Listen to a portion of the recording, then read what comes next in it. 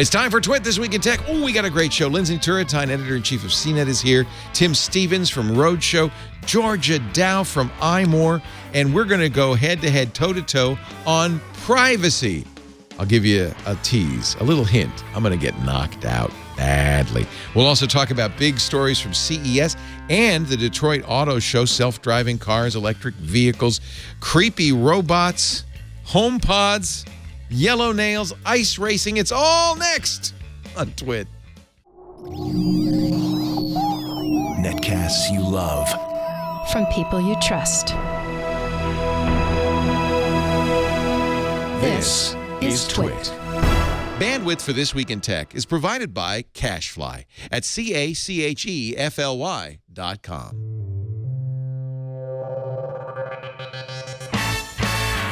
This is Twit, This Week in Tech, episode 650, recorded Sunday, January 21st, 2018. Frumpy Rump. This Week in Tech is brought to you by Quip. Make a fresh start this year with a Quip electric toothbrush. It cleans like a premium electric brush at a fraction of the cost. Visit getquip.com/twit to get your first refill pack free when you purchase any Quip electric toothbrush. And by ZipRecruiter. Looking for your next great hire? ZipRecruiter offers simple tools and powerful matching technologies to find you qualified candidates efficiently and effectively. It's the smartest way to hire. Try it free at ZipRecruiter.com/twit. And by Rocket Mortgage from Quicken Loans. Home plays a big role in your life. That's why Quicken Loans created Rocket Mortgage. It lets you apply simply and understand the entire mortgage process fully, so you can be confident you're getting the right mortgage for you. Get started at rocketmortgage.com/twit too. And by TrackR, a coin-sized tracking device that pairs with your smartphone and keeps you from losing your most valued possessions. Visit thetracker.com/twit to save 20% off any order. It's time for Twit This Week in Tech, the show where we cover the week's tech news. We got a kind of an almost all CBS panel. It's CBS and Canada together. Yes. It's a great combination. It's a great combination. Lindsay Turrentine is here. Haven't had her on the show in so long, and I apologize, but I'm thrilled to have you, editor-in-chief at CNET.com, in studio. Thank you. I love being here. And not sick. Not Amazing. sick. Easy drive. Wow. Great. This is great. We will talk about CES, absolutely, in just a little bit. But we have other things to talk about, too. Tim Stevens is here, also editor-at-large at Roadshow, which is, of course, on CNET.com. Hi, Tim.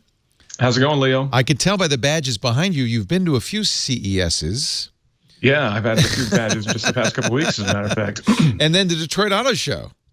That's right. Yeah, I just got back from there the other day. And then, yeah, it's been a long couple of weeks, but I'm glad to be home for a couple of days anyway. Welcome back. And thank you. We will have lots to talk about, I know. But before I do start the conversation, let's also say hi and a welcome back to Georgia Dow. Haven't seen Georgia in ages, from imore.com. Her mom passed a little while ago. We're all our deep love and condolences, and we're just glad. This is your first show since, right? It's my first podcast, period. So I'm rusty. Oh, well, no, we're thrilled to have you. Always thrilled. Georgia is, besides being a great gadget hound and a writer for iMore, a psychotherapist. So if any of you should feel the need at any time to scream, no more CES! You feel free. Actually, Georgia, you're the only person, besides you and me, didn't go to CES. These two. No, I didn't go this year. Boy, did we. So we talked about it last week, of course, a little bit as well. It struck me that I didn't miss anything, but am I wrong? You missed a blackout. Besides that. That is the first time I can think of that CES suffered a blackout. I mean, I have to say, and this is going to sound self-congratulatory, it's not really. It was just exciting. I was backstage at the CNET stage when that happened. Now, that's in the South Hall, isn't it? It's in the South Hall, and we had people out on the floor doing live hits already from Central Hall where the power went out.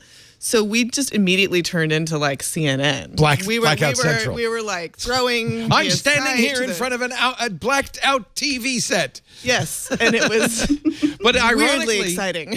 That's the big hall. That's where the LG curvy TV portal was, and all this stuff just went. Yep, the whole Samsung booth went down. There were a few booths with their own generators, like this boat that was all lit up. But who's going to come visit It was that? very strange. To make your way through the pitch It was just black. uncanny and ironic, right? Of all places.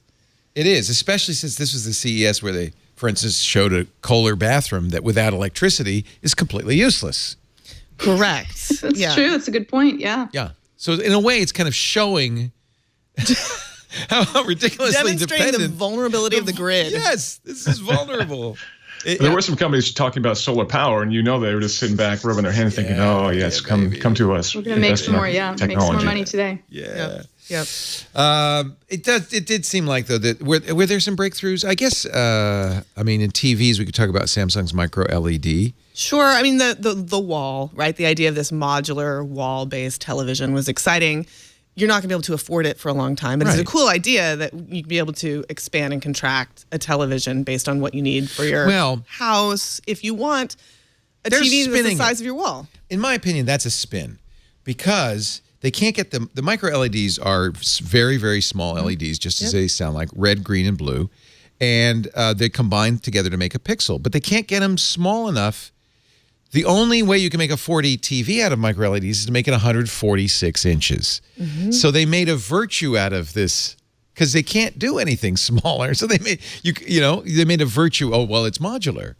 Yeah, that's true because otherwise you wouldn't be able to get it in the door. That's true. I mean, the thing is, once it's that large, though, you're not going to be able to appreciate a much better resolution than that without getting. Oh, I agree. Unless you're very, very close to it. There were 8K screens. There were 8K crazy OLED screens. Insane. Yeah. So Didn't see any 16K though, surprisingly. What? Stop it! No, really? It's coming soon. Oh man. The LG roll-up TV, though, that was really impressive. Unfortunately, they didn't have that on the show floor, but we've all known that OLEDs are flexible and they can be rolled up, and we've seen a lot of concepts of small flexible displays from companies like Samsung. But for LG to roll out a 4K, I think it was 65-inch if I remember correctly, roll-up TV, rolled up into a tube like a window blind kind of thing, and that was really, really impressive. I was just disappointed they didn't have it on the show floor going all day long. It was really cool. The one thing to note about it, though, and David Katzmeyer from CNET took a really close look at it. He was super impressed. He had the same thing to say that Tim just said, but they would not reveal the mechanism into which it was rolling. It's so just a big box. It's a box, but you couldn't actually what would it be? See where it was going. It was probably like two people's hands just kind of rolling it up manually. We don't know how tight the roll was, I guess is what I'm saying. We couldn't see whether it was really tight and it was kind of like a window shade or whether it was this. I suspect it was a very really David, loose. a very loose, which is cool. Yeah. Still. Scott Wilkinson, our home theater guy, said, I'm wondering what you think, that 70 inches is the new 55 or 60, that TVs are going to get bigger. I think that's just sort of a truism. It's like the Moore's Law of do TVs. anyway. They just get bigger, and we all have this weird sci-fi expectation that eventually TVs are going to fill our whole wall. We just seem to want that. I'm not sure exactly why. Although most of us now just watch on this. I know. That's what's so crazy. I was just watching the football game on my iPad. It's over now, so I don't put it away because that's rude. But I think a lot of people. I look at my son's generation. They don't care if it's 70 inches or 10 inches. They don't seem to care that much. They may though when they start to buy houses. Yeah, it's an old person thing. You want to sit in comfy chairs. So how about cars? This is one of the things that's weird about CES. It's right before the auto show. And yet there's a lot of automotive technology at CES, right, Tim? Yeah, absolutely. There's a huge amount of stuff there. And a lot of companies use CES as kind of a launching point for their Detroit show, actually. So they'll announce some technology in Vegas at CES. For example, Mercedes-Benz showed off their new infotainment system at Vegas. And then they went into Detroit and showed off the new G-Class, their big new SUV. So that way they can get their tech story and they can get that angle covered in Vegas. Yeah. And then they can get their big sheet metal story done in Detroit as well without kind of stepping on their own toes. Because, in Detroit, not that many people would really care about a new infotainment system, and in Vegas, certainly not that many people would care about what is ultimately a new version of their ancient giant SUV. So that way they can basically target their story at the appropriate media and kind of cover both bases pretty well. But there were quite a few automotive announcements at CES. Byton was probably the biggest one, a new Chinese manufacturer with a relatively low cost, all electric SUV, hopefully coming to the U.S. in 2020. Fingers crossed. We'll see. So electrics are interesting because you've got, of course, Tesla, but then you now have the Nissan Leaf, Right. which is a big seller. The Bolt, from B-O-L-T, from Chevy, which is a big seller. And every car manufacturer, and I'm curious, they've announced electrics, but do they see this as the future of the market, or they're doing this for regulatory reasons? There are countries like Norway where if it's not electric, you won't be able to sell it in a few years. What's driving electric? Is it demand? I don't think it's demand. It's definitely not demand. In fact, I was just looking at some numbers not that long ago, and the average incentive price on top of an EV is in the $10,000 to $15,000 range, which is basically how much dealers need to knock off the price of the car to move those. So, for example, the Chevy Bolt EV, the all-electric car, outsold the Volt to their plug-in hybrid last year, which is, on the surface, a pretty great story, but they had to knock off somewhere around $12,000, $13,000 on every Bolt to get them out the door, and that's on top of any federal incentives. So there's a lot of deals like that going on to get these things out the door. And the expectation is that they could be the future, but there are actually a lot of executives that are skeptical. There was a KPMG study from a few months back where I think it was on the order of 60 or 70% of automotive executives think that battery electrics are actually a fad and they're actually going to go away at some point. So that's pretty interesting. But right now they're allowing these automotive companies to basically, increase their average fuel economy and ultimately reduce the fleet emissions of all their vehicles. So they get credits, and ultimately that allows them to go and build, big trucks or sports cars or whatever else they want to do. But they're having to incentivize those EVs a lot in order to get them out the door. And I'm hoping that changes this year with the Model 3 coming out en masse, but that remains to be seen. Part of the problem is that gas is cheap right now. Gas is super cheap, and it's still not easy to charge. It's not. All my friends who drive electric vehicles, and I have quite a few because I live in Berkeley, that's like, I don't do yoga and I don't have an electric car, so I'm going to get kicked out. But at least you eat granola and wear Birkenstocks, so you're halfway home. Granola, yes. But it's still this kind of crazy, like, wait, where's there a Whole Foods? I got to charge. I don't, this is taking too long. I'm not going to make my appointment. I think it's true. This still happens a lot, and it stresses people out. And charging I think is that's slow. the big barrier. I mean, if you're used to going to the gas station and filling up in a few minutes, you're going to be charging for, if it's a supercharger, half an hour, and if it's not, long time. Yeah. So that was actually one of the cool things we saw at CES was the first production-ready car with a solid-state battery. That was the new Fisker eMotion, which is a beautiful four-door kind of sporty sedan thing. But we've heard a lot of talk about solid-state batteries, and Fisker was the first one to actually show us a car that had one in it. And in 9 minutes, that car will do 125 miles of charging, which is about 2 hours of driving. So you figure if you're cruising down the highway every 2 hours, maybe stop, get a coffee, use the restroom, and in that time, you'd get another 120 miles of range. So in theory, that's pretty cool. And we're expecting to see something similar from Porsche this year a little later on. But solid-state batteries could really change the industry, and that could get us the charging rate that we need, but we're still going to need those chargers, of course. That's really cool. Tim, what did you think of the Qualcomm demo of it was basically like wireless charging for your car, right? That was what I got out of it. So they put it in the freeway and you charge as you drive? Well, you just as you park, you just parked over the charging pad.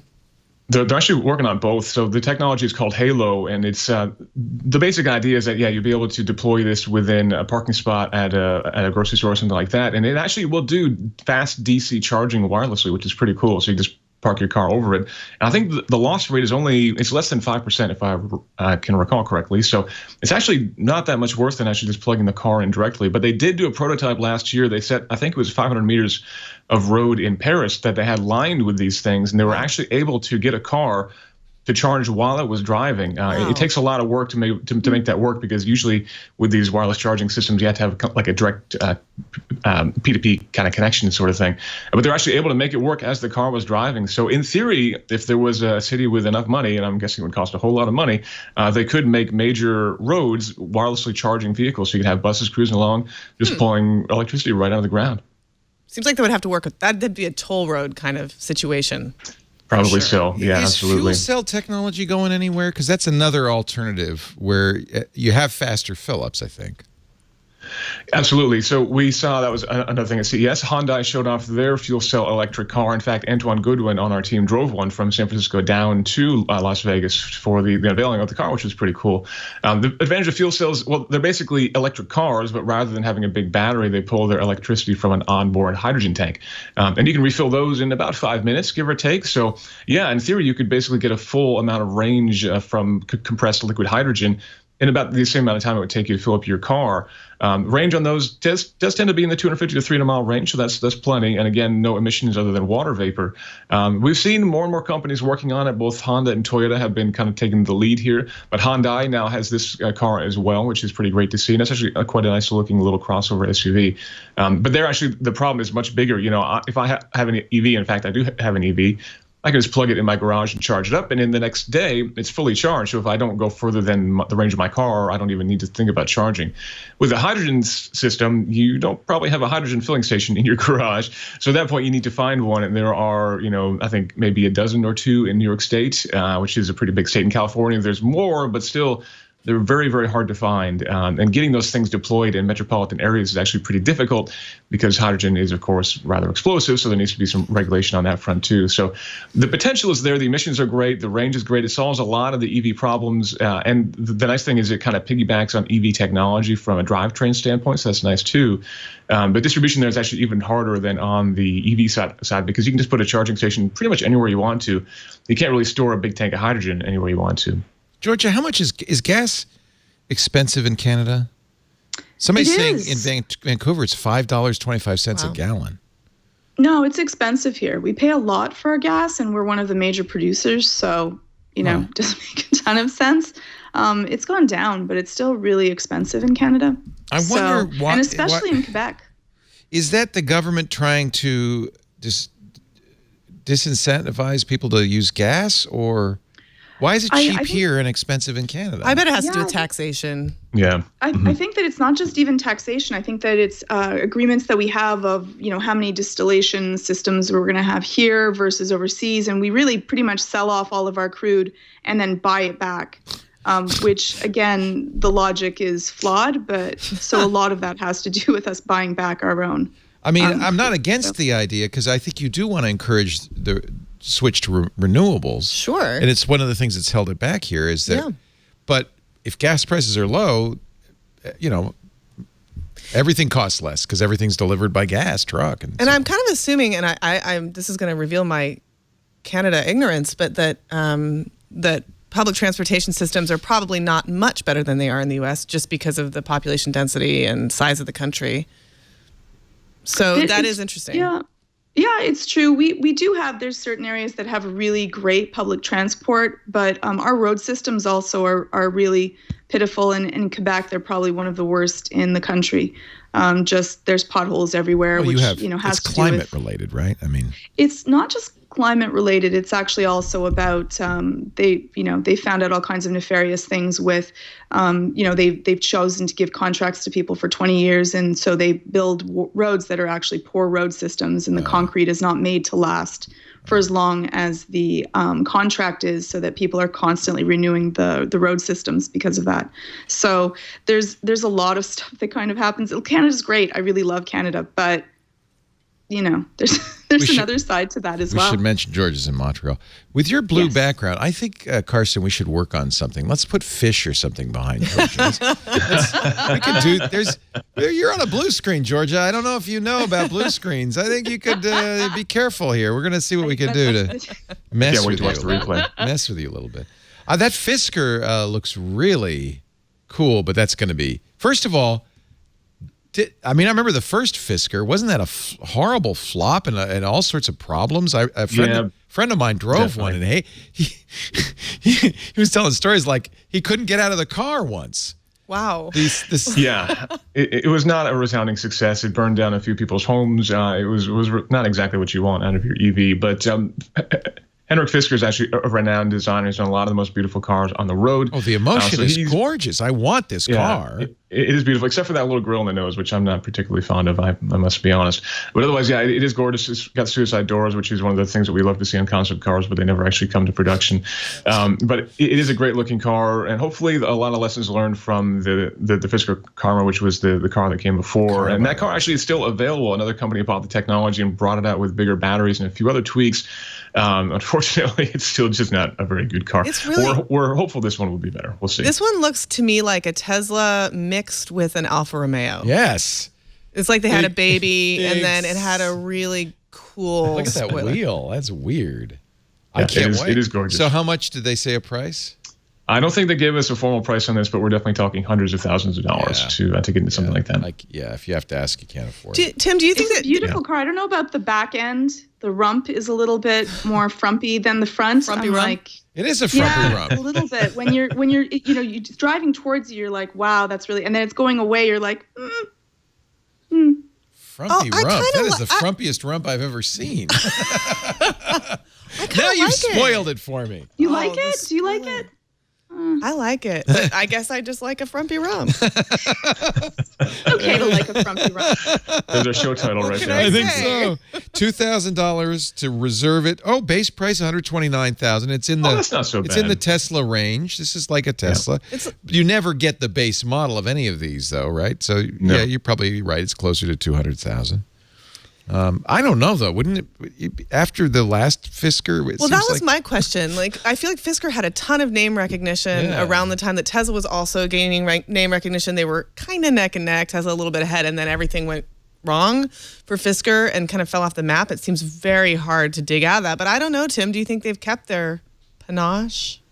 I don't think that this is a car that they're expecting to sell in large volumes anyway. So ultimately, I think he's got a sort of clientele that's going to be very loyal to his design more so than anything. So I think that'll help to get that first couple hundred sold that he's looking for. Beyond that's the big question, and how reliable that solid state battery technology can be is my big question, because this is still cutting edge technology. Again, we're waiting to see some major manufacturer bring out. There's been a lot of rumors that Porsche's electric Model S fighter, which we think we'll see in just a few months, will actually be using the same sort of technology, but we're waiting to see on that front. So I think that's where I would be most skeptical, and I definitely wouldn't want to be at the cutting edge of that reservation queue myself, but I'm definitely eager to see how the thing drives, and hopefully we'll get a chance to take a spin in one this year, a knock on wood anyway.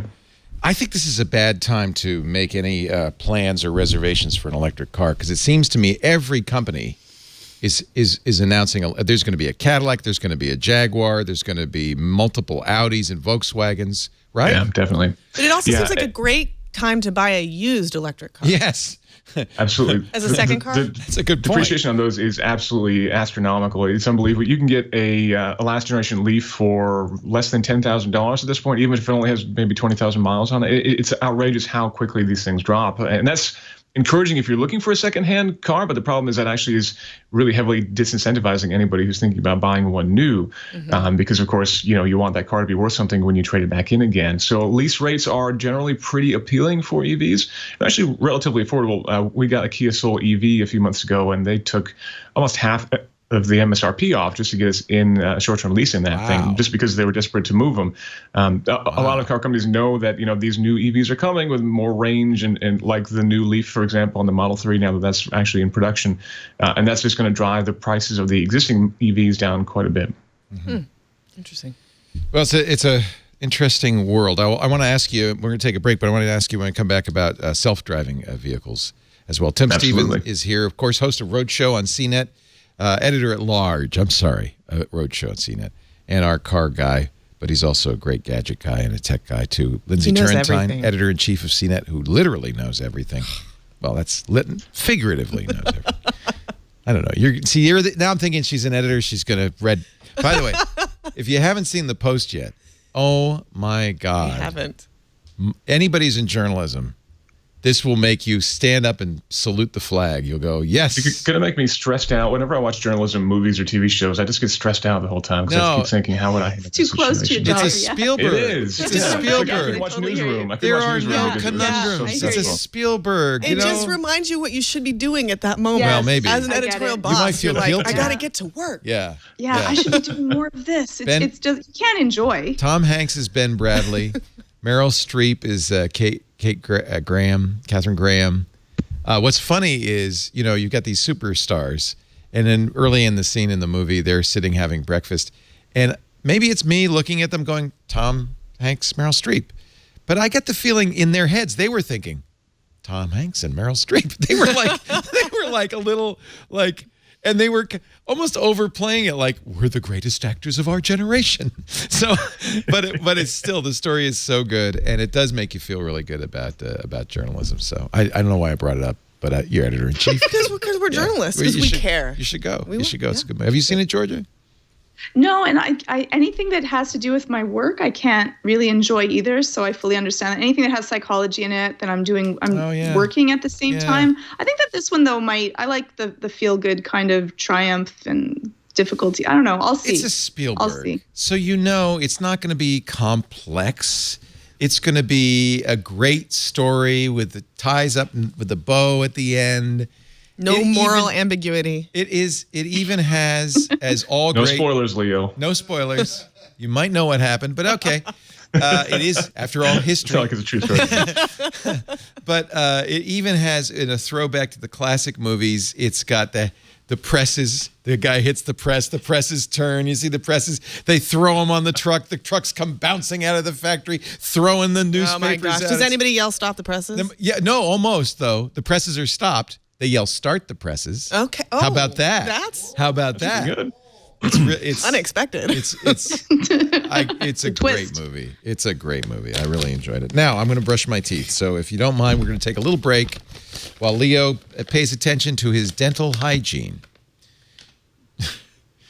They're all looking at me strangely. This is our sponsor for the day, Quip. Look at this. Now everybody, well, you probably should know that an electric toothbrush is the better way to brush your teeth. Not just for lazy people. My daughter says, I'm not going to get an electric toothbrush. That's for lazy people. Well, but you're going to get better checkups because you brush your teeth better. This Quip toothbrush is fabulous. 30 seconds per sector. It times you, gives you a little beep.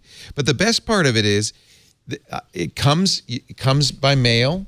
You get the refills, the resupplies of the heads automatically. It is a beautiful electric toothbrush. And look at this. It has a little strip here. You actually adhere this to your mirror or to your counter or somewhere, and the toothbrush sits there so you never forget to brush your teeth. Isn't that nice? How do you charge it? You don't have to charge it. It's got a AA battery in it. So that's even better, right? You don't have to charge. I'm glad you asked that. You just put it on your mirror, and then you will get automatically, you'll get the new heads every 3 months. See, everybody says, I got to remember to change my toothbrush, but never does it. This way you get it automatically. You also get tips, I confess. How old am I? I should know how to brush my teeth, right? You get tips on dental care that I didn't even know. It's backed by over 10,000 dental professionals. For instance, I'm reading the instructions. It says, don't rinse after you brush. I always rinsed after I brush. Because, of course, that's how the fluoride is getting in your teeth, dummy. So even here I am at my age learning how to brush my teeth better. It is fabulous, by the way, toothpaste. Tastes great, gives you a nice minty flavor, strengthens your teeth, and of course, it's good for your teeth. It's got sodium monofluorophosphate or whatever that is to strengthen your teeth and make sure you don't get cavities. They've combined dentistry and design to make a better electric toothbrush. And you get new brush heads every 3 months for just $5, including free shipping worldwide. I love that. Most toothbrushes cannot claim to be one of Time Magazine's best inventions of the year. Quip can. QUIP. It starts at $25. That's a lot less than those big names. It works just as well or even better. I think it's more convenient. And if you go to getquip.com/twit right now, you'll get your first refill pack free when you purchase any Quip electric toothbrush. Here's a tip for moms, Lindsay. You know, your kids, are they old enough to have sleepovers yet? Oh, yeah. Kids never bring their toothbrush to sleepovers. That's true. So we got a couple extra Including heads. my own. Yes. We got a couple of extra heads, and we put their names on them, and when they come for the sleepover, Aiden, your toothbrush is right there. Oh, it's awesome. And then they go home with minty fresh breath. Get your first refill pack free.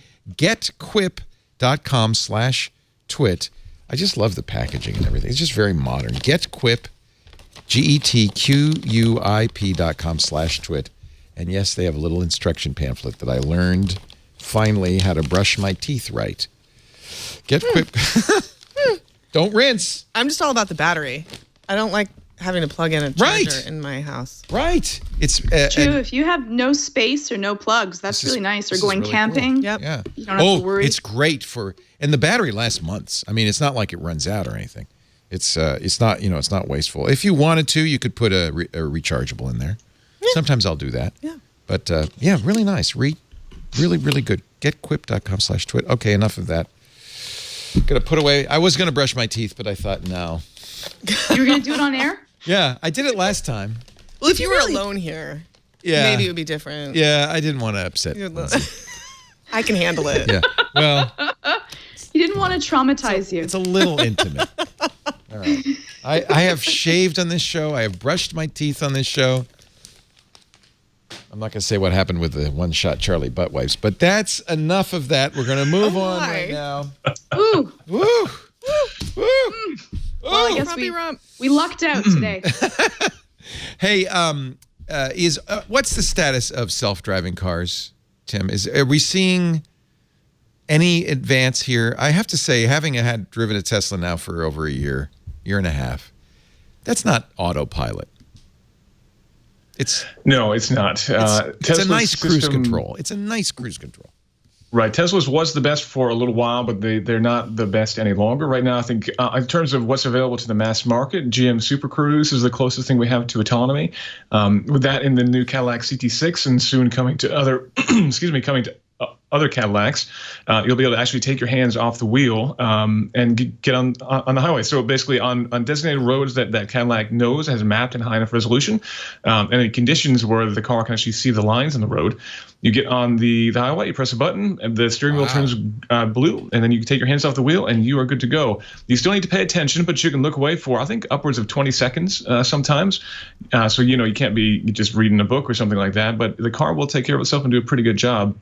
How does it let you know when you need to pay attention? Like when it's like, hey, Tesla has a whole series of escalating alerts to the point where it actually will slow down. Yeah.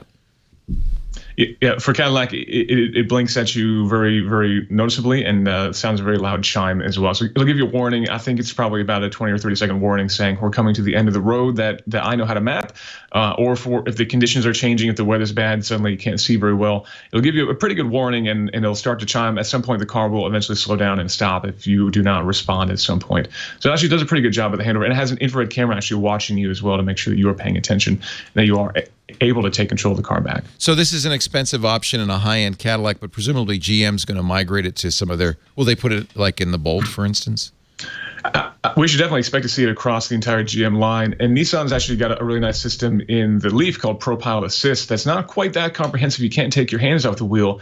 But I was speaking with a Nissan engineer in last week in Detroit, actually, and they plan to have Leafs be able to automatically change lanes on their own by next year. Wow. And by 2020, they want to have this ProPilot system be able to actually stop automatically at intersections.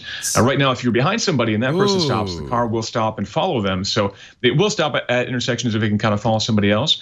But in 2020, they say this system will be good enough to be able to stop at a red light or stop at a stop sign and proceed through all on its own.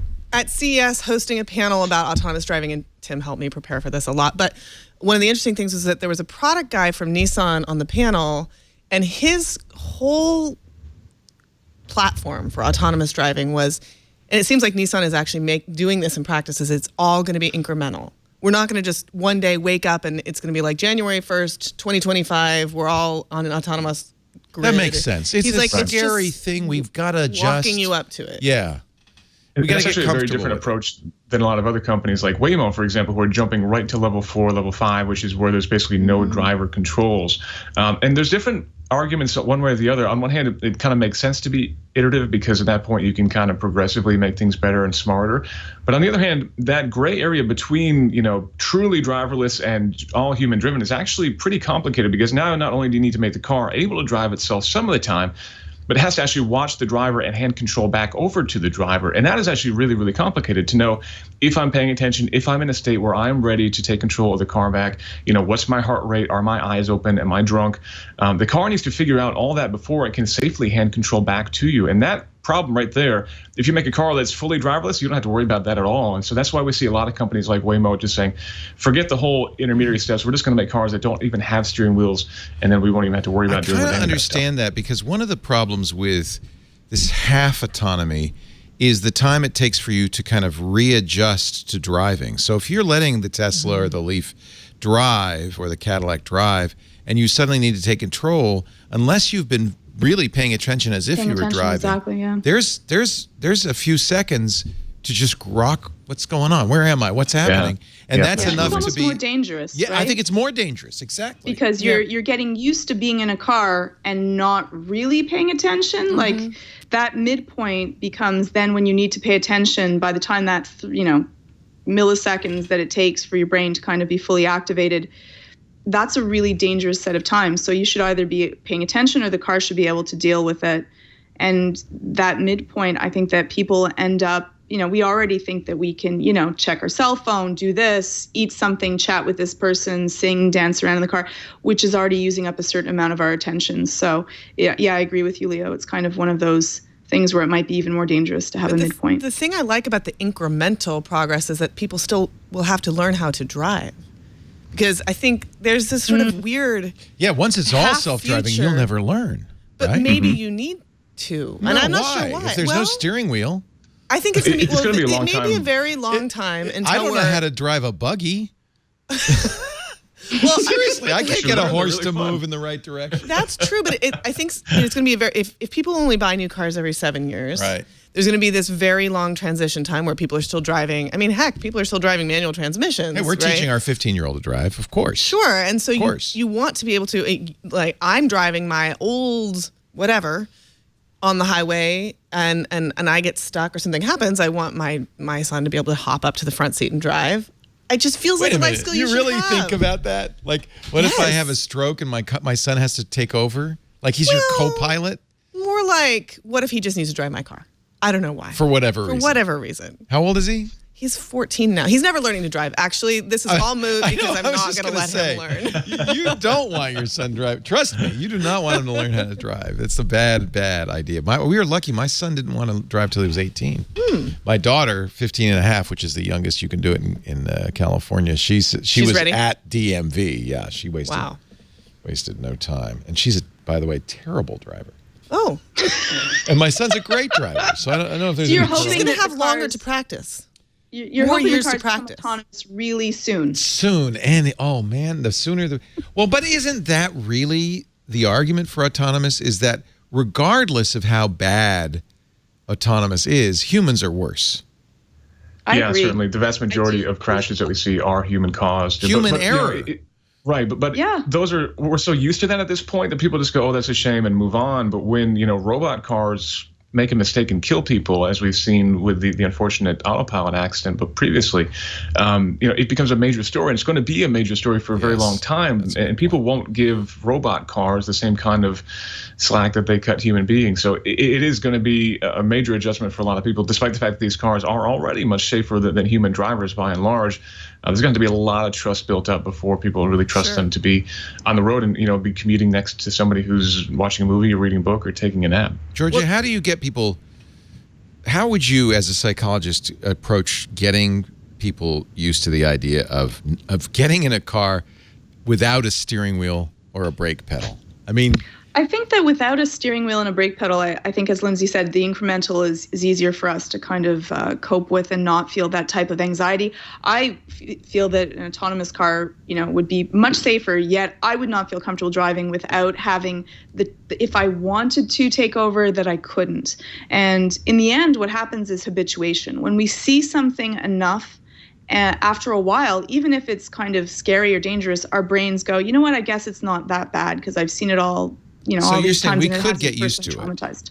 We will get used to it for sure. But with everything, there's a certain amount of anxiety whenever we don't deal well with change. We deal well with incremental change. Yeah. But large jumps in change cause us a great amount of anxiety. And unfortunately, we are less and less adaptive as we get older. So when we're young and if we've grown up with something, it's very comfortable for us. But as we get older, our ability to change environments and the status quo becomes much more difficult for us. So I think that also it will be the younger generations that will find this and kind of embrace it and want to try something new and cool.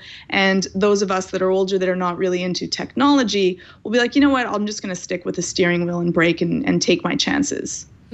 It seems like it would be better to do it instantly, because especially for older drivers. Well, there's lots of reasons. I mean, the incremental approach is there's going to be more traffic deaths. There's going to be more fatalities. True. And there's going to, in fact, be an increase in fatalities from the bad intersection between self-driving cars and humans and the takeover I mean, it's interesting. This happened in, I'm told by professional pilots, in aeronautics and airplanes, civilian aviation. Airbus makes a far more automated plane than Boeing does. And pilots in the United States, particularly United Airlines, didn't want to get Airbuses. They didn't want to get the pilot out of the loop. Yeah, interesting. I mean, I think they all think they're going to have to land a plane on the Hudson, right? And which could happen. But you have to land a plane on the Hudson. And it could happen. And probably an Airbus would not do a good job of that. Right. But Sully would. Nevertheless, in the vast majority of situations, humans even pilots make mistakes. There have been accidents where the pilot's taken over and done the wrong thing and actually caused the plane to crash, where an Airbus wouldn't have let them do that. And so it's the same thing is happening, and this is really the issue of self-driving versus human, self-flying planes versus human planes. I think that there's another point as well, which is that our economy is strongly driven, if I can say that, by the fact that we drive our own cars. You know, the amount of people that are, in taxis and that are fixing cars and that are dealing with that and driving schools. So a lot of people's jobs depend on us being the ones to drive that. And I think that if we just went straight to autonomous, I don't think that the economy would be able to readjust fast enough. There'd be a lot of people out of work because of that. Well, like you just go to really how many. True. Yeah. There's a lot of potential to create a lot of new jobs. Once we go to autonomous cars, at that point, the expectation is a lot of us will be using ride-sharing services a lot more. So even if I have a car in my driveway in the morning that takes me to work in the morning, that car might not be sitting there in the driveway.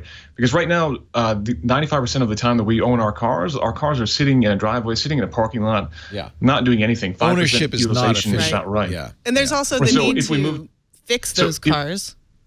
Right. If we go to autonomy at that point, the idea is that ride sharing will be so popular that ultimately that my car will take me to work, and then my car might shuttle people from the train station to their jobs all day long, and then the car will be back and ready to take me home again, and then all night long it might again be out doing ride sharing, that kind of thing.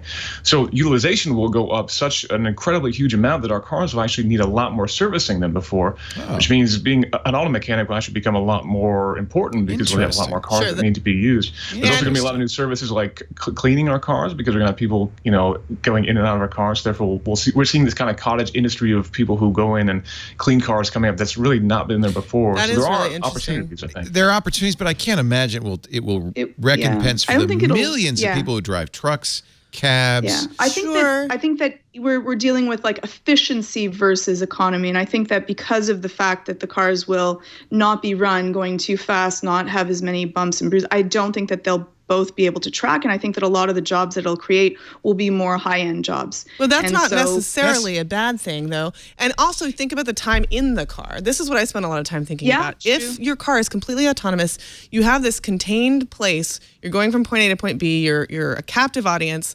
I mean, maybe that is when you meet with your therapist. Oh. Or you can have meetings in your car. You can actually. I have to say, listening to audiobooks, I could get a facial in my car.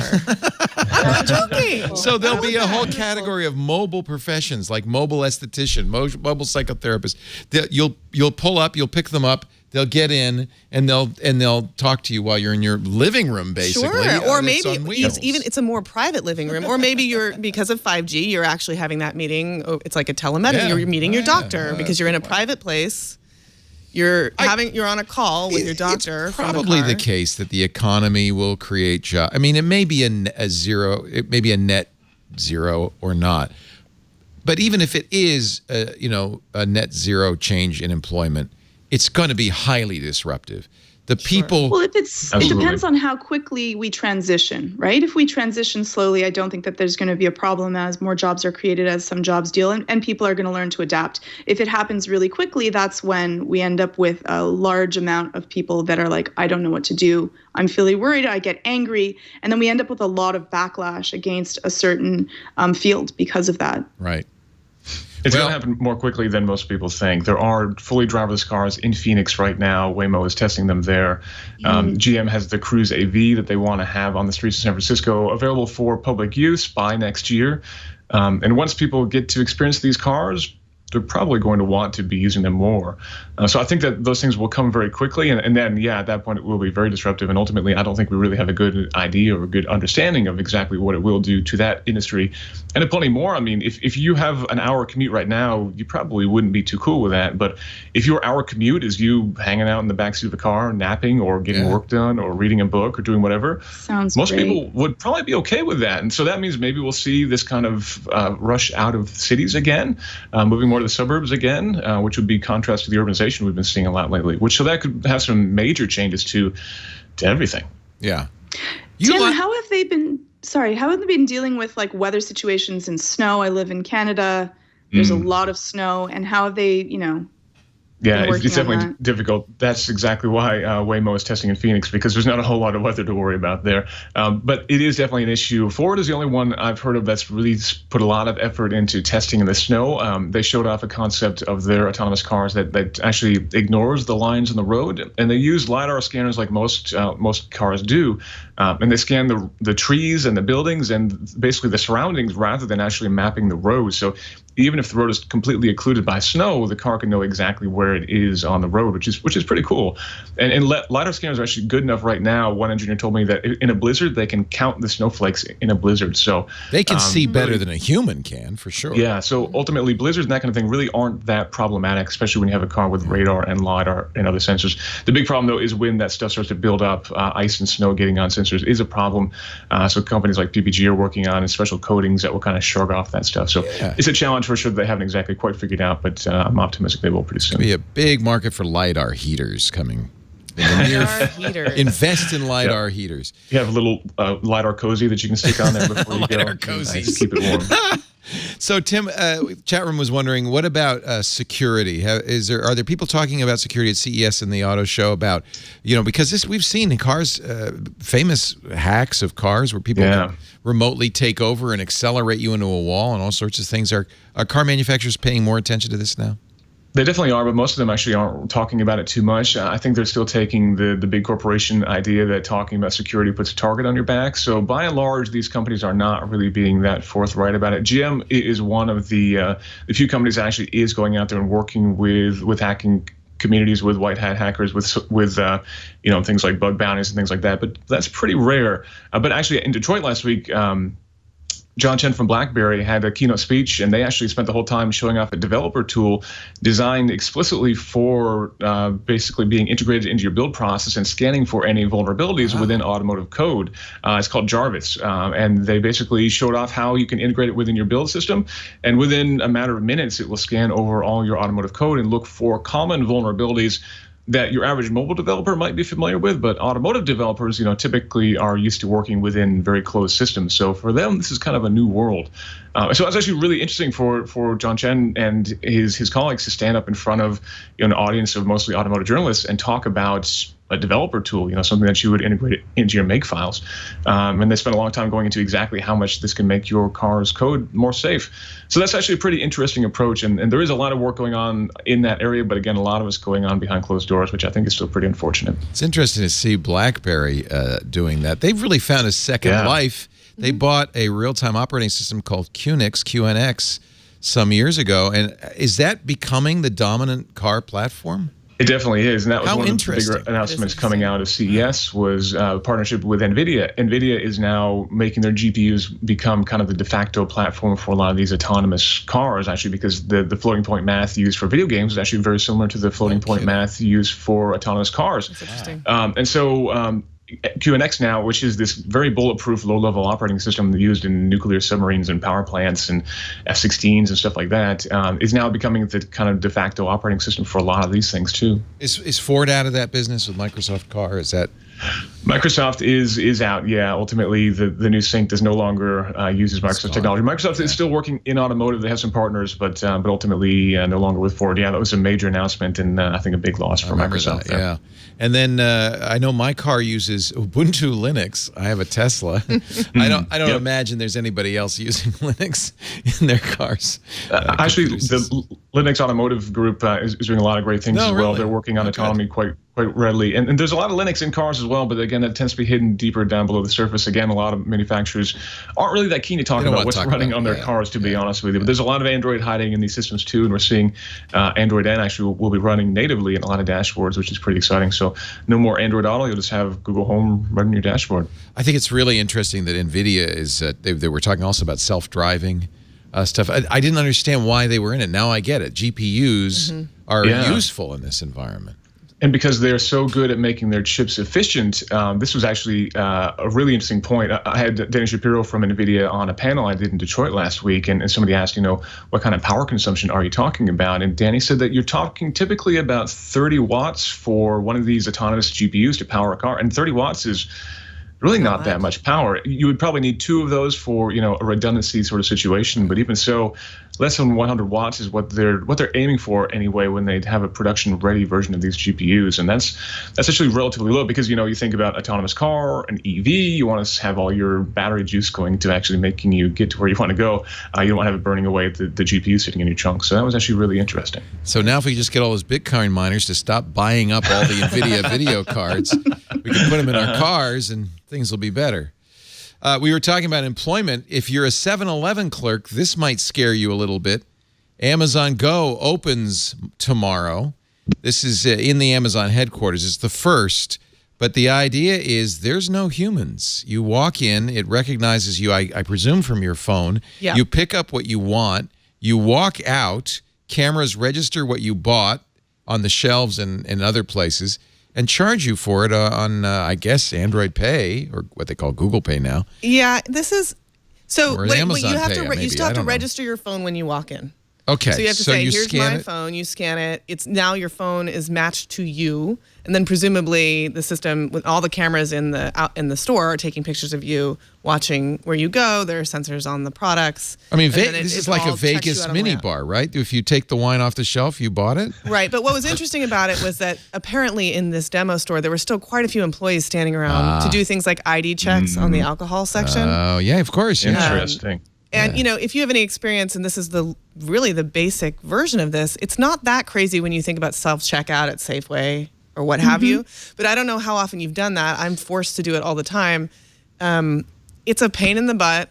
There are always checkers having to come over and help people with their transactions for all kinds of reasons. And those already existing systems don't let you take alcohol through them usually. So I think it's a proof of concept. And maybe a little bit getting people used to the idea that you don't have to interact with a human, because kind of like the autonomous driving conversation, it's something that people will feel uncomfortable with for a long time until they do it and they see those charges pop up easily. And they'll just be like, wait, I can just come in and go, how are you going to know? And what's going to and why are you tracking me? And I think they're just getting people used to this idea. That's really, you think people are going to have a hard time? Because I can't wait. I think that's I can't exactly either. what I would love for a corner market. I just walk in, take what I want, and leave. I think that people I are would not going worry. to like the tracking part of it. Oh, And come I think on, that they're people, going to, get for a over little it. while, feel like they're stealing things. If you're carrying... That would be it, Lindsay, is that I would worry that it didn't actually check the sensor and I've now just stolen a whole bunch That's of stuff. even and I have to better. Check it. What are you, crazy? That's I feel even bad. So sort better. of chasing you down the I feel block. bad for the actual thieves that are like, I stole this. And they're like, no, actually, it's been charged to you anyway. One of the New York Times reporter tried to shoplift, and he got charged for it anyway. So don't. But I think that's a bonus. I think maybe it's a guy thing. I don't know. I think I don't know. A lot of guys would say, "Hey, if they don't charge me, they don't charge me. I'm just going to take it." What? I can't believe you would feel guilty about that. I think that people are just going to be, it's like like we were talking about earlier, people feel afraid of change. This is a big change. What if it doesn't work? It just takes time for people to get used to it. Although I will say that the idea of not having to show people what I'm buying is great, right? But it's all tracked, right? So it's not really, they know what you're but you're they buying look something- at but it. no You think human they is don't gonna know what judge you're me buying at for- Walmart? No. I mean, come buying on. something really embarrassing, someone can now Okay, find, like you I can't won't- just say, hey, cash. It would be like, they now know that you bought whatever cream for whatever rack. I think But they know that anyway. though. embarrassment is already a know very that. 20th century idea. It's Yeah. gone. There's no more embarrassment. It's over. Just everybody Put it knows on Snapchat. everything. I'm mostly Right when you embarrassed walk about into the the like cheap rosé. Actually, you should be. Yeah, $2 that's chuck. embarrassing. Yeah, don't buy that there. So Nick Wingfield, who was writing the article, said he tried to trick the camera system by wrapping a shopping bag around a $4.35 4-pack of vanilla soda while it was still on a shelf, then tucked it under his arm and walked out of the store. He still got charged. Sorry, Nick. Nice try. Thanks for shopping. You just bought $4.35 worth of dry soda that you didn't want. Was there an RFID as part of this?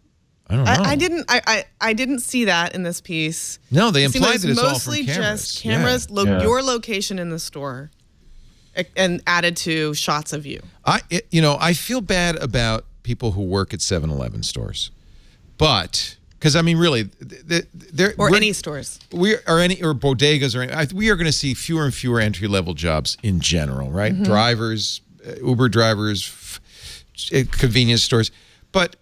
What is more convenient than and you could put little ones of these everywhere. You don't have to put wine in them. You could just put little ones of them everywhere, and you just walk in, grab something, and go. I think that's the future. I'm going to predict this. Well, 5 years from now. I still have to walk in though, Leo. Like that's the problem is that I don't want to have to walk in. Once I've walked in, I actually prefer to have a cashier than doing a self-checkout. I don't know. I like the process. I might be the only one. I don't like the self-checkouts, but that's mostly because they don't work. If I had a drone very that well. delivered me all the stuff, then I'm all in. Well, we do that. I mean, I do that house. too. I literally have an Amazon delivery every single day, several usually. I think it's going to be a hybrid. I think at some point it may turn out to be sort of a luxury experience to have a checkout, right? Yeah. So it's gonna like be in this whole, Oregon and New Jersey where they That's pump your true. gas. right. And be like, well, not Oregon, not anymore. Not anymore. Not What are those anymore. poor people in Oregon going to do? They have They're to figure just out. So confused. It's flat out panic. What do I? You mean? Wait a minute! I got to put a hose in my car? What are you talking about? That's why they need electric vehicles. They need They electric do. vehicles in Yeah, Oregon. and autonomous ones too. No, I'm very excited. I think this is a great idea. But again, I hate saying that because I feel bad about people who will be losing their jobs because maybe I not. wonder if I don't know. I'm trying to be optimistic about this because Somebody's I'm wondering gonna about the same stock it. thing. But somebody has to stock it. Somebody has to polish everything. There may be somebody who's there as sort of a concierge. to talk Your to job you. is a convenience store polisher. Polisher. I don't know, but maybe this opens up more. Wait a minute. Do they polish things at convenience stores? They do. I guess they'd have Somebody's to. got to wipe those fingerprints off clean the door. things. Absolutely. They It's clean gonna look things, shiny, And modern. if you think about the number of people who actually work at a grocery store, department store, and who are actually, ringing up customers, it's not 100% by any means. So there certainly will be a lot of other things to do at these stores, I would think. But yeah, I'm super excited about the potential as well. There are definitely times where, just going to a gas station and needing a couple things, it would certainly be nice if I could just walk in, grab it, and walk out again, rather than standing in line waiting for everybody else to get their coffee order right. That kind of thing certainly would be very nice. Should we be worried? You got young kids. I got young kids. Georgia has young kids. I don't know. Tim, do you have young kids? I don't want to leave you out. If Old dogs. Does you have that count? dogs. Well, should we be worried about when they're entering the workforce in 7-10 years? Will there be jobs for these kids? I think there will be. What I'm hoping is that they then use this moment to Now's find the their own time. jobs, right? And so Yes. that hopefully that my kids, once they're in college, they're looking at opportunities and they're saying, "Oh, I am going to be an autonomous vehicle cleaner." Right, like I'm going to work for the new ZipRecruiter 7-Eleven fleet. polisher, And, I mean, yeah. that's probably a really gross job. Don't do it. But that there may be some entrepreneurial moments for them. And there's still a lot to do. Like my yard is still not. There are no robots yet to trim my trees. Oh, that's just a matter of There's time. well, sure, but Or it's a while. self-trimming trees. I think Self-trimming CRISPR is going to self-trimming Goodness. trees. I don't know. It's so funny because people who are in this field are kind of science fiction fans, many of us, and we on the one hand we want to live in the sci-fi future, but the reality of it may not be quite so wonderful. And I don't know. I mean, I just don't know. I think it's inexorable. I think it's kind of hard to say stop. We got to keep the entry-level jobs. That's not going to happen. Well, I actually feel like I was thinking about this a lot the other day. At what point are we actually living in the sci-fi future? I mean, we live there now. I think so. And we feel like I'm always we're talking to kind my of okay. room. Today I walk into my office. I say, Echo, turn on the lights. Yeah. We live there now. Yeah, we live. In some ways, we are living there now. I still have a lot of work that needs to be done in my life. Humans still need to be. Humans still need to be there. I also spend a lot of time thinking about the Amazon warehouse because they're on the forefront of this. Yeah, but right? that's a terrible job. It's a terrible job. this is what makes me worry. This is what makes me take the negative position. You know, they have the Kiva robots that drive the stock towers. The pickers. They pick. Yeah. They drive to the right shelf. They park this little robot with the pallets on it right in front of the item that needs to be grabbed. The humans who work there, their only job is to intercept these robots, reach onto the stock shelf, and put the item on the cart. Because there aren't robots with really well-articulated fingers yet. Essentially because robots don't have good hands. Yeah.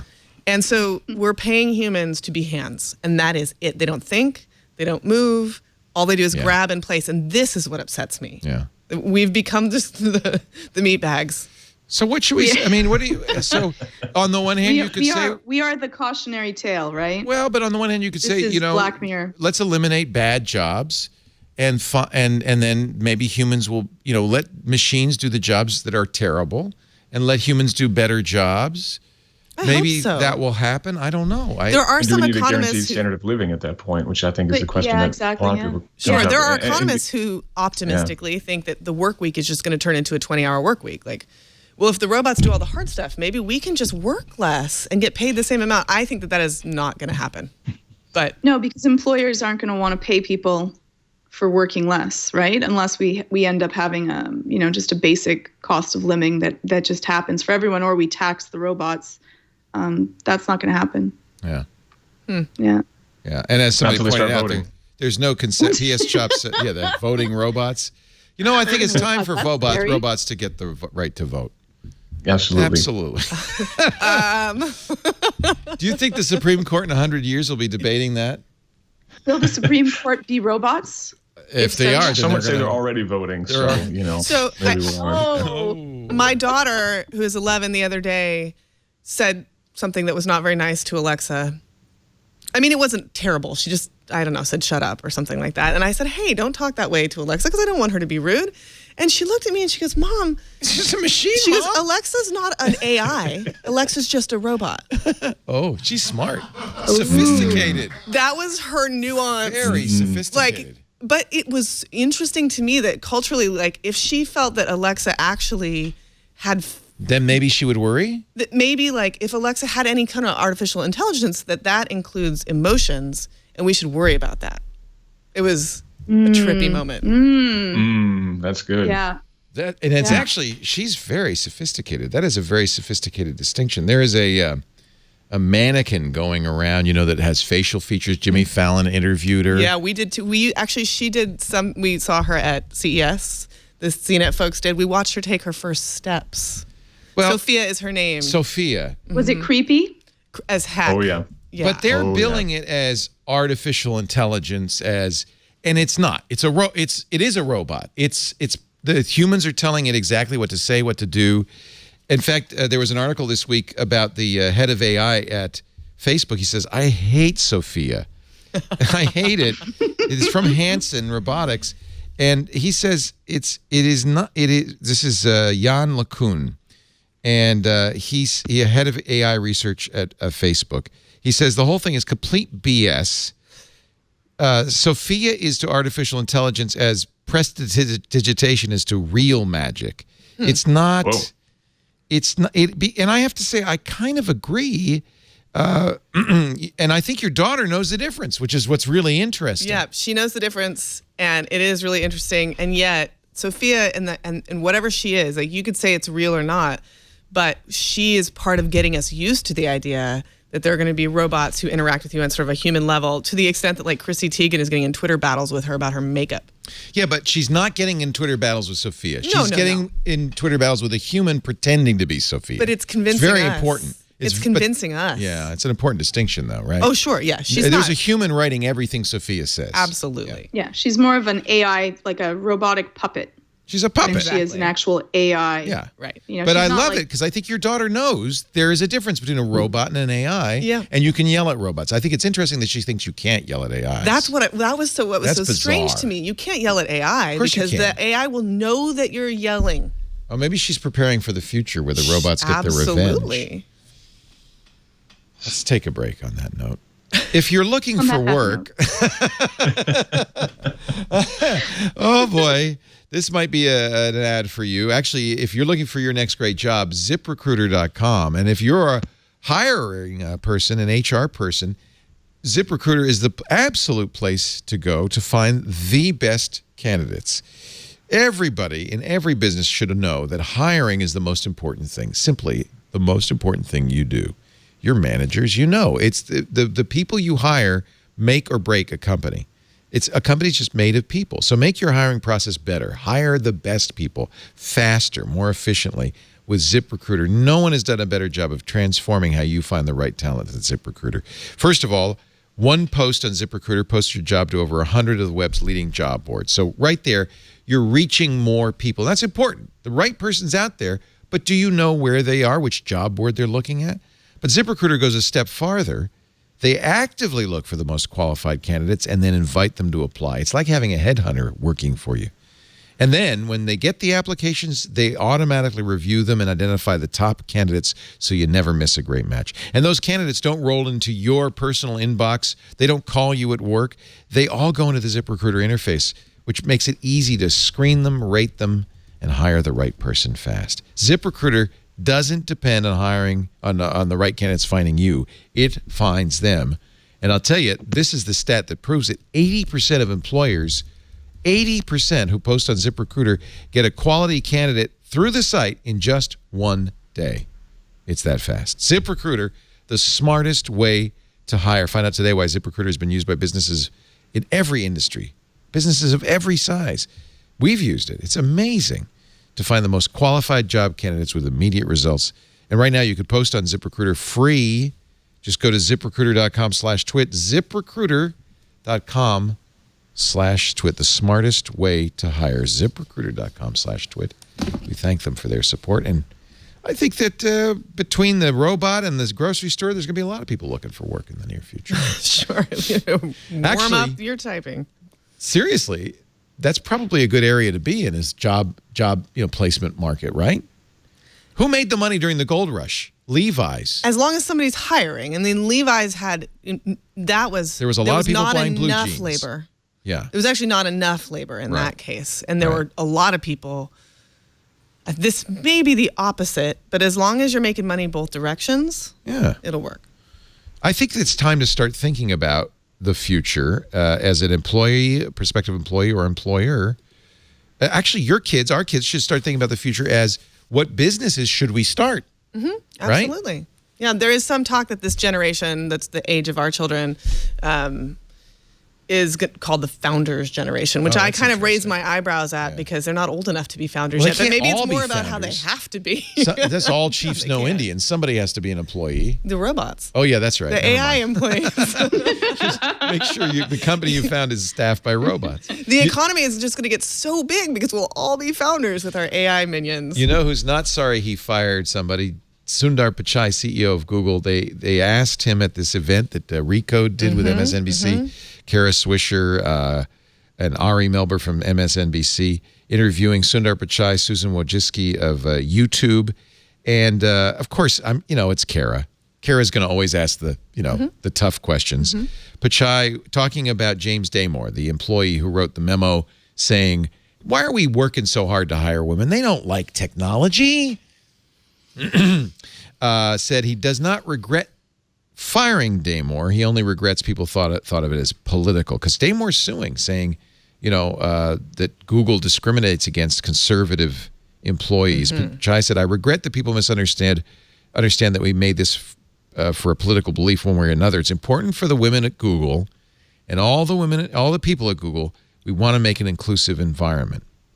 I do not regret it. I think that's sort of a distinction without a difference, honestly. I think that's all they've said all the way along, is this is just the wrong thing to do. If you want to interpret that as political, I think what he's saying is if people interpret that as political, that's a bummer. But we've always said it was just the right thing to do. But they're being sued, saying Google discriminates against white male conservatives. Yeah.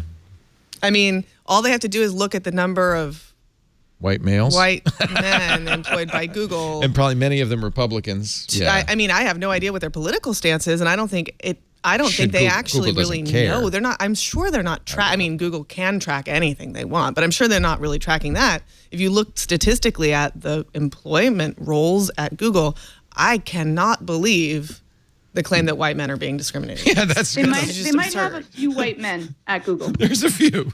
That's a good point. That's actually a good point. And I don't even think that he fired him because of the fact that it was political. I think that it was just really bad press and made Google look bad. And because of that, they lost a whole bunch of money and got, again, it's all about branding. And so he cost them a whole bunch of money. And if you cost your company a whole bunch of money, you're probably going to get fired.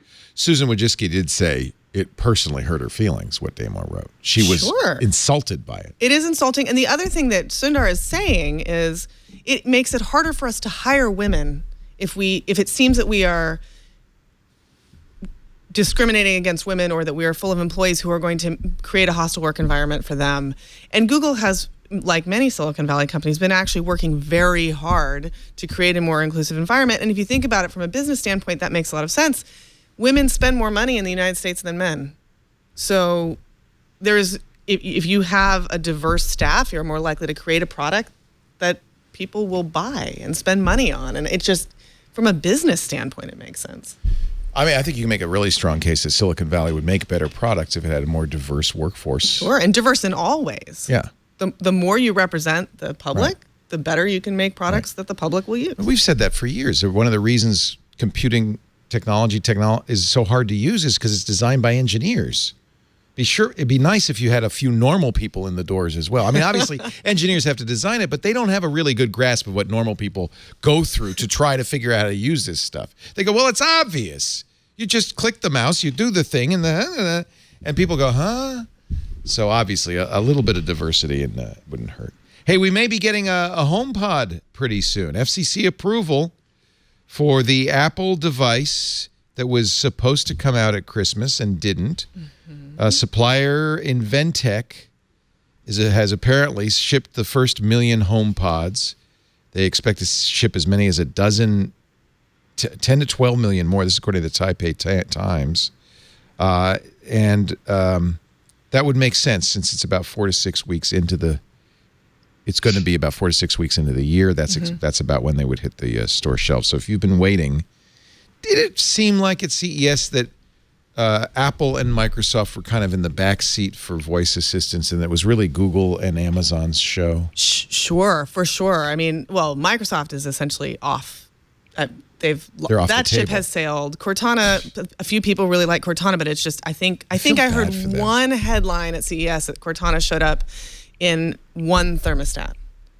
That was it. That was the glass, GLAS. Yeah, and I really want to meet beautiful. somebody who's like, I'm going to go buy the Cortana thermostat. I need that Cortana thermostat. Even the glass people said, we're going to put Google Assistant in it later. Sure, yeah. Don't worry. It did get them a headline.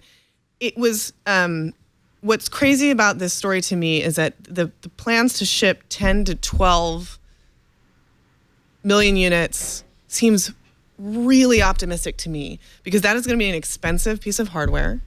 And the reason that so many people own digital assistant speakers now is because the price point came so far down. So you can get an Echo Dot for essentially $40. $40. And the Google little Mini is the same price. Same price, or it was during the holidays. And Apple is going to come out with a premium product. I bought a Google Home Max. They gave me a medium Google Home. They're like so anxious to get out in the market. Yeah, they just want those numbers. It's like magazine subscriptions where you get them and you don't want them because they need to say that there are a lot of power there. I think Apple's probably not going to ship as many of these as they want. However, I don't think they're as far behind as everybody else says they are, because people use Siri. They're already using it on their phone. They're already using it. It's already baked into their. In fact, because so many people use iPhones, I actually think that Siri is way more a part of people's lives than we all give it credit for. That may be true. Yeah, in mobile, probably people mostly use Siri. At home, they're using Amazon. Google is, of course, well positioned, but not yet taking the market. The Google claimed 60 million activations over Christmas. Yeah, and I think they are putting it. So Google showed up at CES in a very big way that they haven't for many, many years. And it was their entire installation was about getting you to use the Google Assistant. Right. It's going to be hard, even if Apple has this hub. It's going to be, I think, a tough pitch, though, even to Apple fanatics. And I'm an Apple fanatic, because we already picked an Amazon Echo, right? Mm-hmm. Yep. We already have something. And I don't know. We don't know yet exactly how Apple is going to position this, but I would put a lot of money against the idea that Apple is going to say this is the best speaker you can get. It sounds better than anything else. It looks more beautiful. And it's better than Sonos. But I think Sonos itself has proven that that's a narrow market. Yeah. So it's over for Sonos. It's got to be over for Sonos. I'm sorry. I love Sonos. I have highly invested in Sonos in every room here, in every room at home. But it's just got to be over for Sonos. They came too late to the game, and they didn't add enough capability. I wouldn't be surprised if Sonos sold itself at some point. They're a privately owned company, right? Yeah, Apple should buy them. Apple should, well, or Amazon should buy them, because Amazon actually doesn't really have a premium play. I have the Sonos One, which is a little Sonos speaker that they put Amazon's Echo in, but it's not a complete Echo. Amazon won't let them do, I presume it's Amazon that won't let them do a full Echo capability. For instance, I can't listen to my audiobooks on it. So it's not, I'm not going to buy it. Right. I'm not going to buy another one. Well, if Amazon bought Sonos, maybe it would let it. They could. But really, do you need speakers are a commodity now. Anybody can make a good speaker system. It's off the shelf. It's not hard to do, is it? And people aren't saying, well, I have to have that finely tuned B&O speaker. I mean, you're not competing at that level. You're just competing with all the other guys. It feels like what is Sony selling that isn't generic at this point? At this point, it's just sound quality. That's it. Yeah, and Apple's going to try to compete against that. But again, like you're saying, it's not enough. It's not enough. Probably not enough for Apple either. Even Amazon doesn't really need it. Why would you buy Sonos? You just make one that's as good as a Sonos. That's not so hard to do. All right. And by the way, first alert, put Amazon's Echo into your smoke alarm. Sure. So you put a smoke alarm, if you're building a new house, you have to put in a smoke alarm, and at least you do in California, I presume in most places. You have to put a smoke alarm in every room. Might as well have it be Echo enabled, and now Echo's in every room. Boom. Sure. The price point's pretty high. I mean, oh, is it? Yeah. I mean, considering that you can buy a decent smoke alarm for $5, $2, basically, that's a little bit of a hard sell, but it's really interesting, especially if you want to strategically place it. And we also saw Philips with Alexa in light bulbs at the show. So now they have Hughes with Alexa built in. Yeah, so you can actually just talk to your ceiling in all kinds of ways. I think you're just going to see these devices everywhere. Yep. We talked earlier about privacy with the cars. What is the privacy? What do you think, Georgia, people... I can't get my finger on this one, because we have a lot of viewers who are very concerned about privacy. In fact, a lot of hosts that are tinfoil hat wearers. I, on the other hand, am completely on the other end of the spectrum, because I want all the convenience and functionality that giving up privacy, like walking into that store, it doesn't bother me. But so, Georgia, I'm going to assume you know some normal people. Or at least have your finger on the pulse of normals. Are normal people concerned about this? I think that a lot of people are concerned about their privacy, but I don't think people are concerned enough. I think that people will usually pick convenience over privacy. And I think that most people go by the thought of, well, if I'm not doing anything wrong, what does it really matter if they're harvesting whatever information that they want from us? In the end, we get so used to doing something that it doesn't just create any of our threat levels to that. But, what we do is the most important set of information that we have, and to have that being sold off to anyone, in the end, they can find out all of our pattern recognition and figure out where you're going to be where and who you're seeing and what you're doing because of that. So I might be one of those tinfoil hat people. I think you are. Congratulations. But I think that it's something that's really important. I think that is something that we are selling off for convenience, and I don't believe that we should. I think that if you choose to send that off, at least get something of value for it, not just convenience, which ends up being us saying complacency and laziness, which I get something of value. I get a lot of value for this. But most of the things that this can offer you could have a little bit less offered to you. And I think that that's what I'm excited about the HomePod, is that I'm going to be able to have something that I feel right now with Apple as it's set, who knows if it gets sold, but that my information is least secure. And so maybe I'm not going to be able to do as many things with it, but that I don't have to worry about someone harvesting all of my information of what I do. And I think that that's really important. And we know that there's no way that they can keep this safe and secure from all of the data breaches that we've already seen. So it makes me feel a little bit more comfortable. I see very little evidence that people who use Apple products are somehow magically more protected than others. I think that most people I've talked to, and a lot of people do bring up frequently, oh, don't those speakers freak you out? They're listening to you all the time. And I say, do you think that your phone is not? You carry a smartphone, it's done.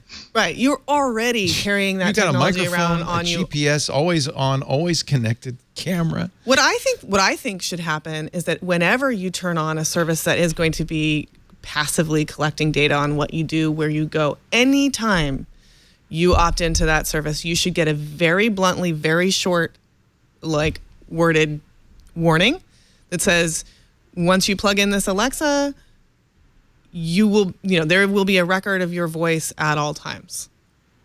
Warning. Kind of like a cigarette warning. I think that should be, but that is going to have to be legislated. And people probably will choose that convenience because they're used to it, but at least they know. And very clearly, because right now it's just so hard to understand what's happening, right? It's kind of like how everybody suspects Facebook is listening to you, like listening to your actual conversations, but nobody has actually been able to prove it. See, well, one of the I drive a Tesla, and so that means Elon Musk knows everywhere I go, everything I do. He knows when I put my foot on the brake. He knows when I put my foot on the accelerator. And they don't even hide it. I even know this because we called and said, I think the call went backwards when I put my foot on the accelerator. And they said, well, let's check. Let me see. What was the time? No, it went forwards. So I've given up all privacy.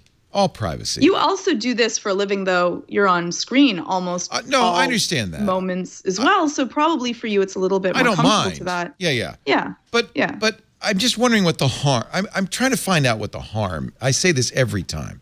I understand conceptually. Oh yeah, you shouldn't give up privacy. But what is the actual harm we're talking? What's going to happen to you? The actual harm is that if you choose to go for office, or you're going to be someone that's going to be, going against whatever is the government of the time, that they can use all of the information that they have against you or control that. And they do. We've already seen that leaks of information come out, and it can destroy people's careers, what they're doing, where they're going to that.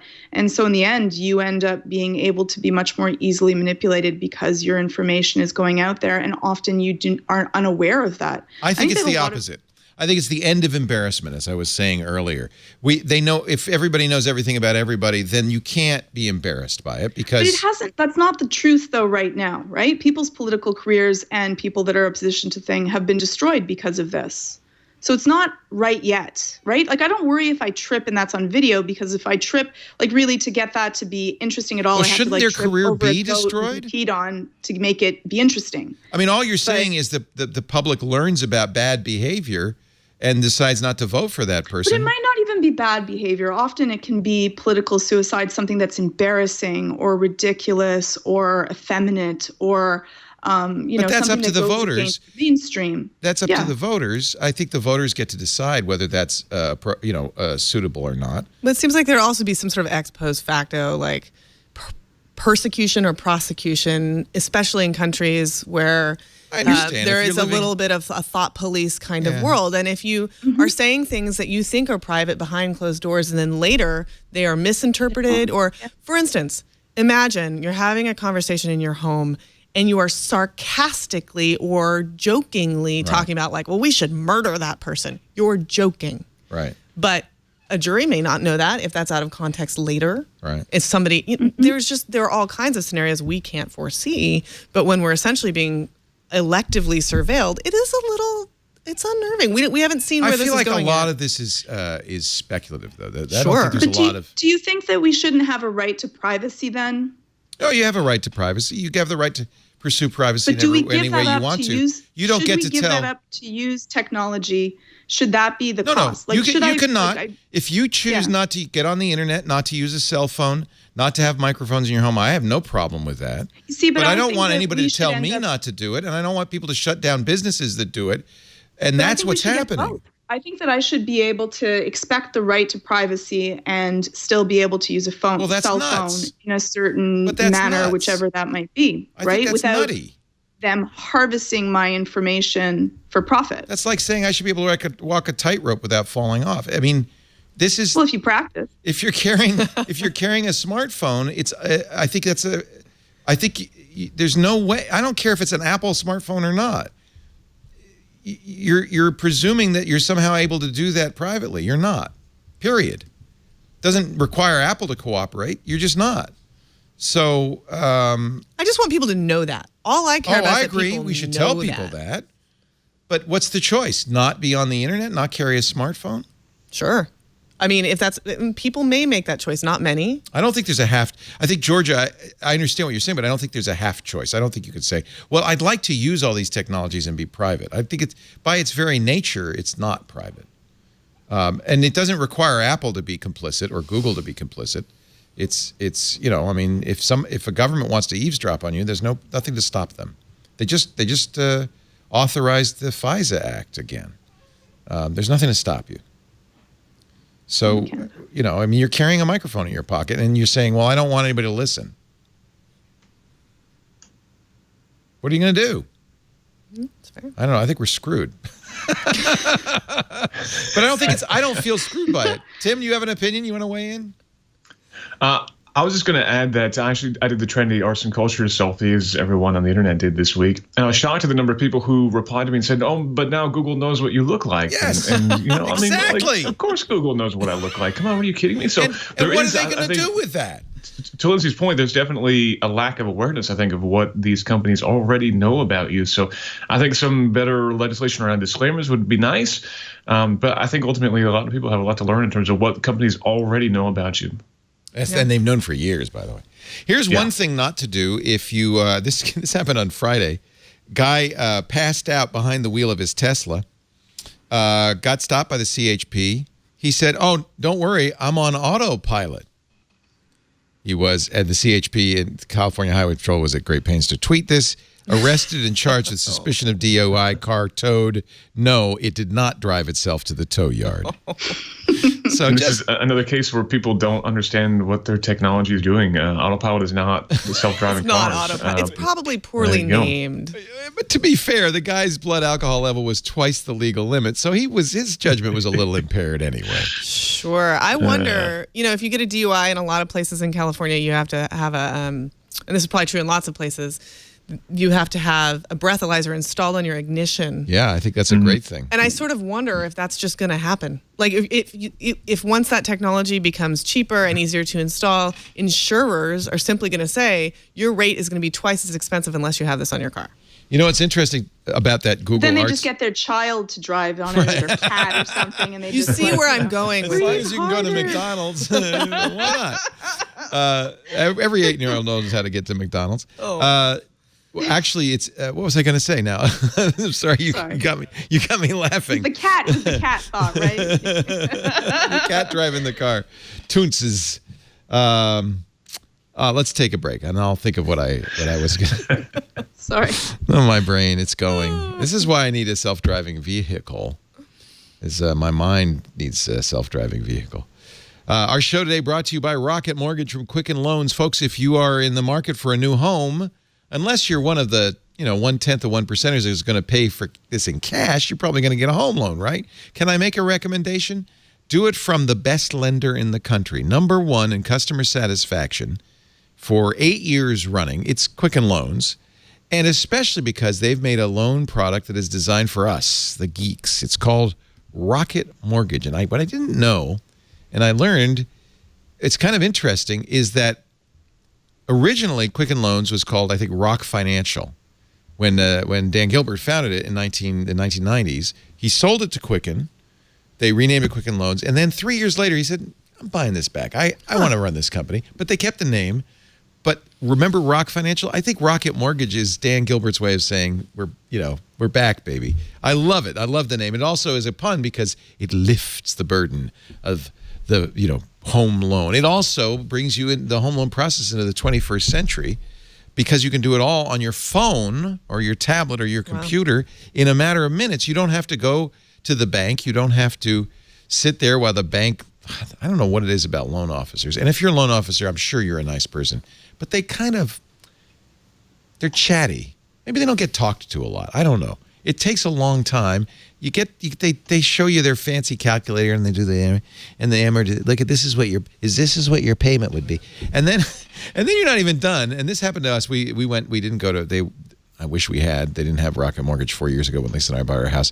We went to the big bank, the one lender bigger than Quicken Loans, the one with the stagecoach and the buggy whips, and. So then you go home and they said, okay, we need some paperwork. Okay, we got the pay stubs and the bank statements. Every 3 or 4 days they'd come back and say, okay, now we need this. Now we need that. A month later, we're going on vacation. We say, are you done? No. We're on vacation faxing stuff to the bank. We had to get Lisa's sister, Debbie, to go to the file cabinet, fax more stuff. We almost lost the house. Fast forward. The 21st century, Rocket Mortgage. You can do the whole thing on your phone in minutes. You don't have to go to the attic or anything because you just go on the phone, answer the questions you already know, name, address, birth date. I think you have to do social, of course. And then they have trusted relationships with all the financial institutions. So they pull all the information with your permission that they need, crunch the numbers based on income, assets, and credit. They will offer you the loans for which you qualify right there in minutes. And then you say, you choose the down payment, you choose the term, you choose the rate, you say, this is the loan for me. And then 3 minutes later, you're approved. That's it. It's done. You're done.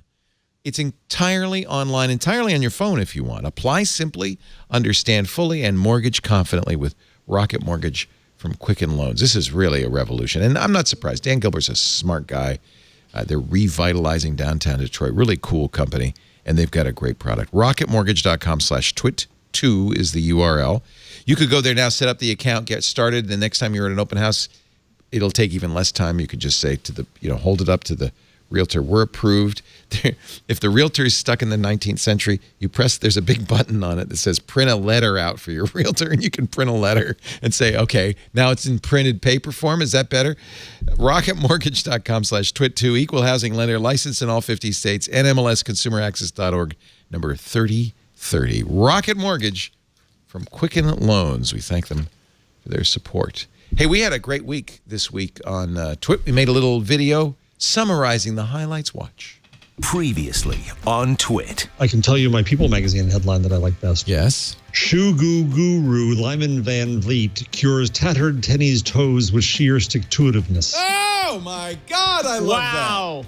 When I am practicing my microphone technique, I shall proclaim Shoe guru Lyman Van Vliet cures tat. You see, you can't even say it.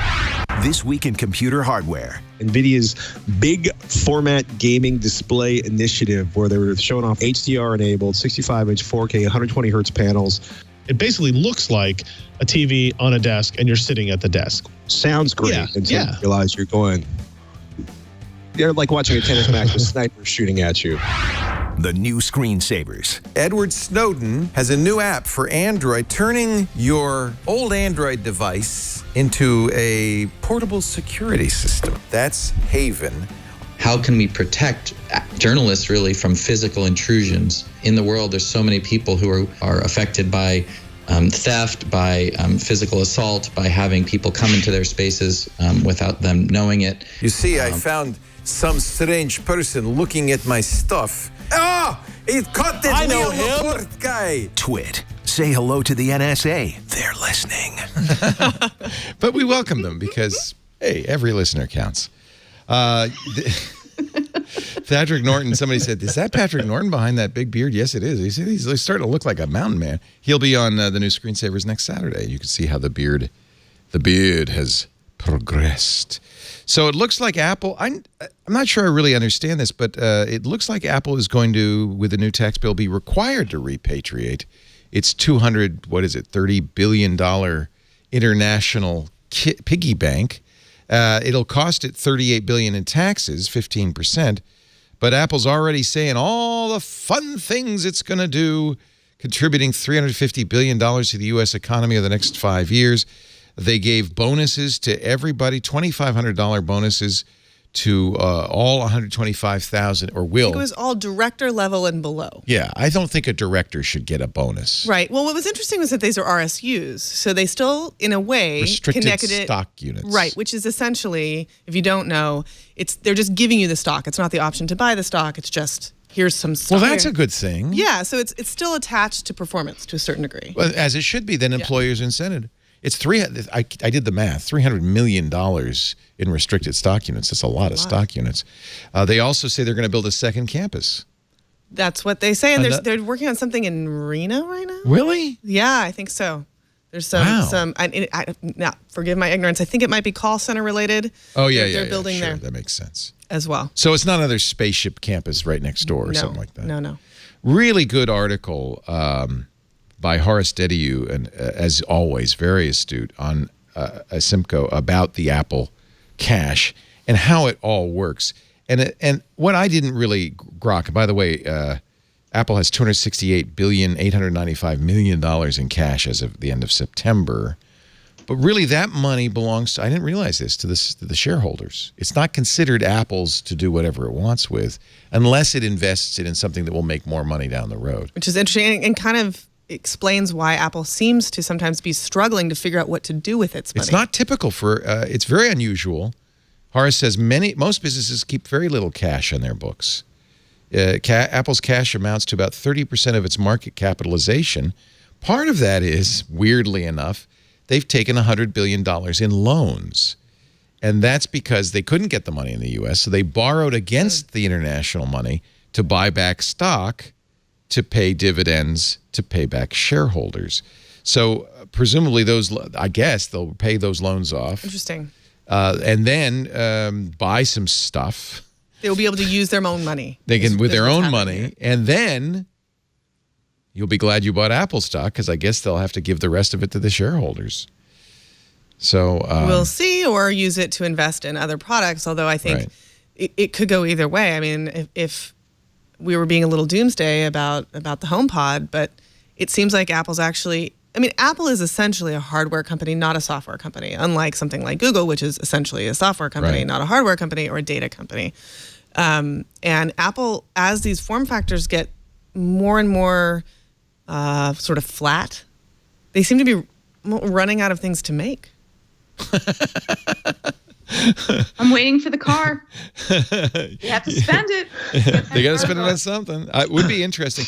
They are not big on acquisitions, and actually, I think this is actually prudent fiscal management. But acquisitions, we've seen. Look at AOL Time Warner and Compaq. Who bought Compaq? IBM? No. HP, that's right. Compaq HP. These big acquisitions rarely pay out because of the culture clash, and Apple's got such a strong corporate culture that they don't want to dilute, they don't want to mess up. It's hard to manages. People talked about them buying Disney, but Disney has more Disney has like 140,000 employees. How do you mesh those companies without completely changing Apple? That wouldn't be a good idea. So Horace, this is such a good article. I feel like I learned a lot. He says Apple doesn't buy business models, which is what often you buy, essentially, when you buy a company. You buy their business model, or you buy their customers, or you buy their cash flow. Apple doesn't need any of that. They've got a great business model. They have an infinite number of customers, and they certainly don't need cash flow, obviously. So acquisition isn't probably the right thing either. Well, what they're going to end up doing is buying back shares. Ultimately, that helps shareholders because it means that one share is worth more. And pay dividends to the degree they can. Although he says something interesting, the tax code in this country discourages companies from paying dividends. It's not a good tax move. So I think that Apple, if they make any acquisitions, it's going to be in the content world. Boy, they're hitting it out of the park with content, at least on paper, aren't they? Well, and I think that they've maybe not given up, but with the exception of Apple Music, they are just, in my opinion, not as good at services as many of their competitors. And so they may turn to the things that they do know. They know media. They know how to make things attractive. They know how to create a sort of a force field of appeal. And you look at what they've done with Beats. I think that Beats was way less about the hardware than it was about the music relationships. So I think they're going to I think they'll continue to progress in that. Although direction. the hardware's worked out okay. It's worked out okay. Turns out that's a high margin market, isn't it? Headphones. It is, and yet I think that they still work very separately within the same company. And that the Beats really still seems like they're it's not very, Apple. very different. Yeah. Yeah, that's smart because you don't. So they last year said they were going to spend $1 billion on content. They hired 2 executives from Sony, right? And now what's interesting is they have made some really interesting acquisitions. They've got. We talked about this on Tuesday. Carson, do you have the? They hired or they're going to do a show with Drew Barrymore, right? Is that right? Oh, I can't remember. You know what? I'll go back to the Mac Break Weekly because we had it all on the rundown for Mac Break Weekly. But they have 3 or 4 really interesting shows. There's a science fiction show they're going to do. These all seem like premier kind of HBO quality, even better than Netflix, really, or Amazon quality stuff. I'm very impressed with what they're doing. My question is, though, what are they going to do with it? Doesn't fit into Apple Music. Are they going to start a new service? Apple TV? Are they going to merge Apple Music into something like Apple Media? What do they do with all this stuff? Yes, that's what I've been wondering as well. If they're just going to sell it for a premium on iTunes, which seems unlikely. It's pretty difficult to, create an audience for premium content by charging for it up front and not bundling it into a service like Netflix. So it almost seems like they'd have to have some kind of a premium channel of content offerings. Or maybe you get it for free if you buy an Apple TV. They are a hardware company, right? I don't think that's you'll not get enough it for money. Free. Yeah. I don't think you get anything for free from Apple. So they have a reboot of Steven Spielberg's Amazing Stories. They've ordered a space drama from Battlestar Galactica creator Ronald Moore. Reese Witherspoon, that's who I was trying to remember. And it's her production company. It's her production company, but she and Jennifer Aniston are going to be in it as well. They had such a flop with Carpool Karaoke and that horrible Planet of the Apps. Yeah, that was a stretch. That was really bad. But notice they're not promoting it at all. I think they're regrouping. I think they took a step backward and said, "Whoops." They seem to have done fairly well with their music coverage, right? The stuff that Dr. Dre has been involved in. Absolutely. That has all been really interesting. Absolutely. So that sort of like when they go to the people who really they have already who are deep in an industry, it seems to go pretty well. I can't. I mean, look, it's completely. They've got the money. $1 billion is nothing. That's what Netflix is spending. $8 billion. That would be nothing. And they clearly now have the people they need to make the deals, really impressive deals. I don't understand exactly where they stick it. I don't know. I think it'll be really interesting to see what they do with iTunes as a concept overall. I mean, Tim, you brought that up. Yeah. Will they sell content through iTunes? Will they just expand Apple Music? Will that just be, I mean, when we start to see a little bit more overlap between iOS and macOS, will that start to just kind of bubble up? I frankly cannot believe that iTunes still exists. It's the way so that horrible. it does right now. And, I have a kind of a funny story, and I can't name names because, frankly, I don't even remember them. But many, many, many, many, many, many years ago, I was on a call with a product manager from Apple who was we were talking about something completely different. And I just said, well, when iTunes goes away, because it's kind of a house. and this person was like, I do not know what you were talking about. It is a wonderful piece of software. Yeah. In robotic voice, just like that? Kind of. Was I mean, not exactly. They were being serious, but I was like, are you really? I mean, this isn't on the record. Yeah. Like, you can tell me the truth. You can tell me the truth. You know that it's But that was how long ago? He's right. Probably 5 years ago. Yeah, so it didn't go away. It did not go away. It should be going away. It's really interesting. Why doesn't Apple do something better? There's so many. They could afford great programmers. They could make something so much better. Maybe that's what this will go to, some brand new. They've got the Apple TV is still a hobby, right? It's not it can't be a big product for them at this point. I think it's a platform, and I think it's kind of what. But if it's a platform, then you do develop for it, and you and I think that's happening concurrent with Apple Music, and then hopefully the learning comes in HomeKit, and then it all comes together. Hopefully. So this is the story I forgot and I wanted to talk about because we were talking about privacy. I got distracted. There was a big football game last week. I don't know if you know, the Vikings-Saints game, and it was insane. The last quarter, the lead shifted how many times? I didn't see it because I was working, but like 4 or 5 times in the last quarter, last few minutes even. And in the very last play of the game, the Vikings, who are down by 1 point, throw a long bomb, a missed tackle. The guy runs in for a touchdown. Game over. Apple Watches told fans, you might be having heart issues in great numbers. You know, they put that feature into the new Apple Watches where if your heart rate goes up and you're not moving, they think maybe you're having a heart attack. And apparently many people in the stadium tweeted or Instagrammed this image. Apple Watch thinks I'm having a heart attack. Oh, my gosh. During the game. And they kind of were. And maybe they were. Maybe they were. I think Patriots fans might have had the same experience earlier today. I don't know. How funny is that?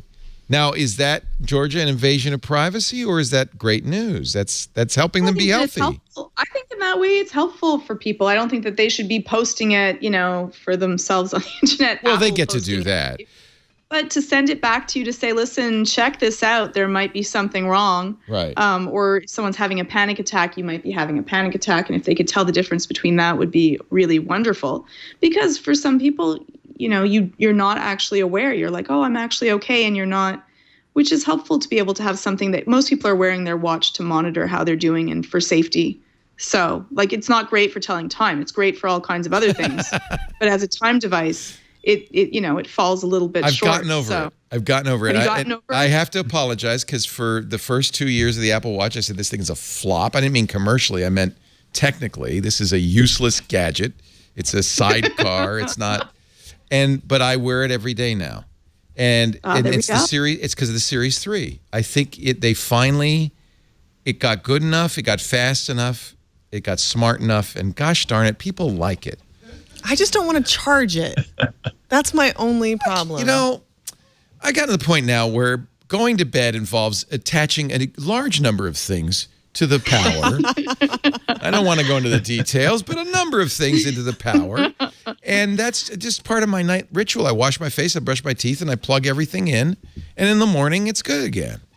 I don't mind, Lindsay, because it's not. I don't have to actually plug it in. I'm much more annoyed with my phone because I have to find where to plug it in. I think that I'm just gonna place it onto the counter, get one of the ones that do that. But because I can just kind of get sucked into the magnetic charging. I'm like, it does. It almost makes me feel a little bit happy. Yeah, that's the noise. It is very satisfying. I like thinking about the human factors meetings where people were like, how does it click? Is it satisfying when it pops onto the charger?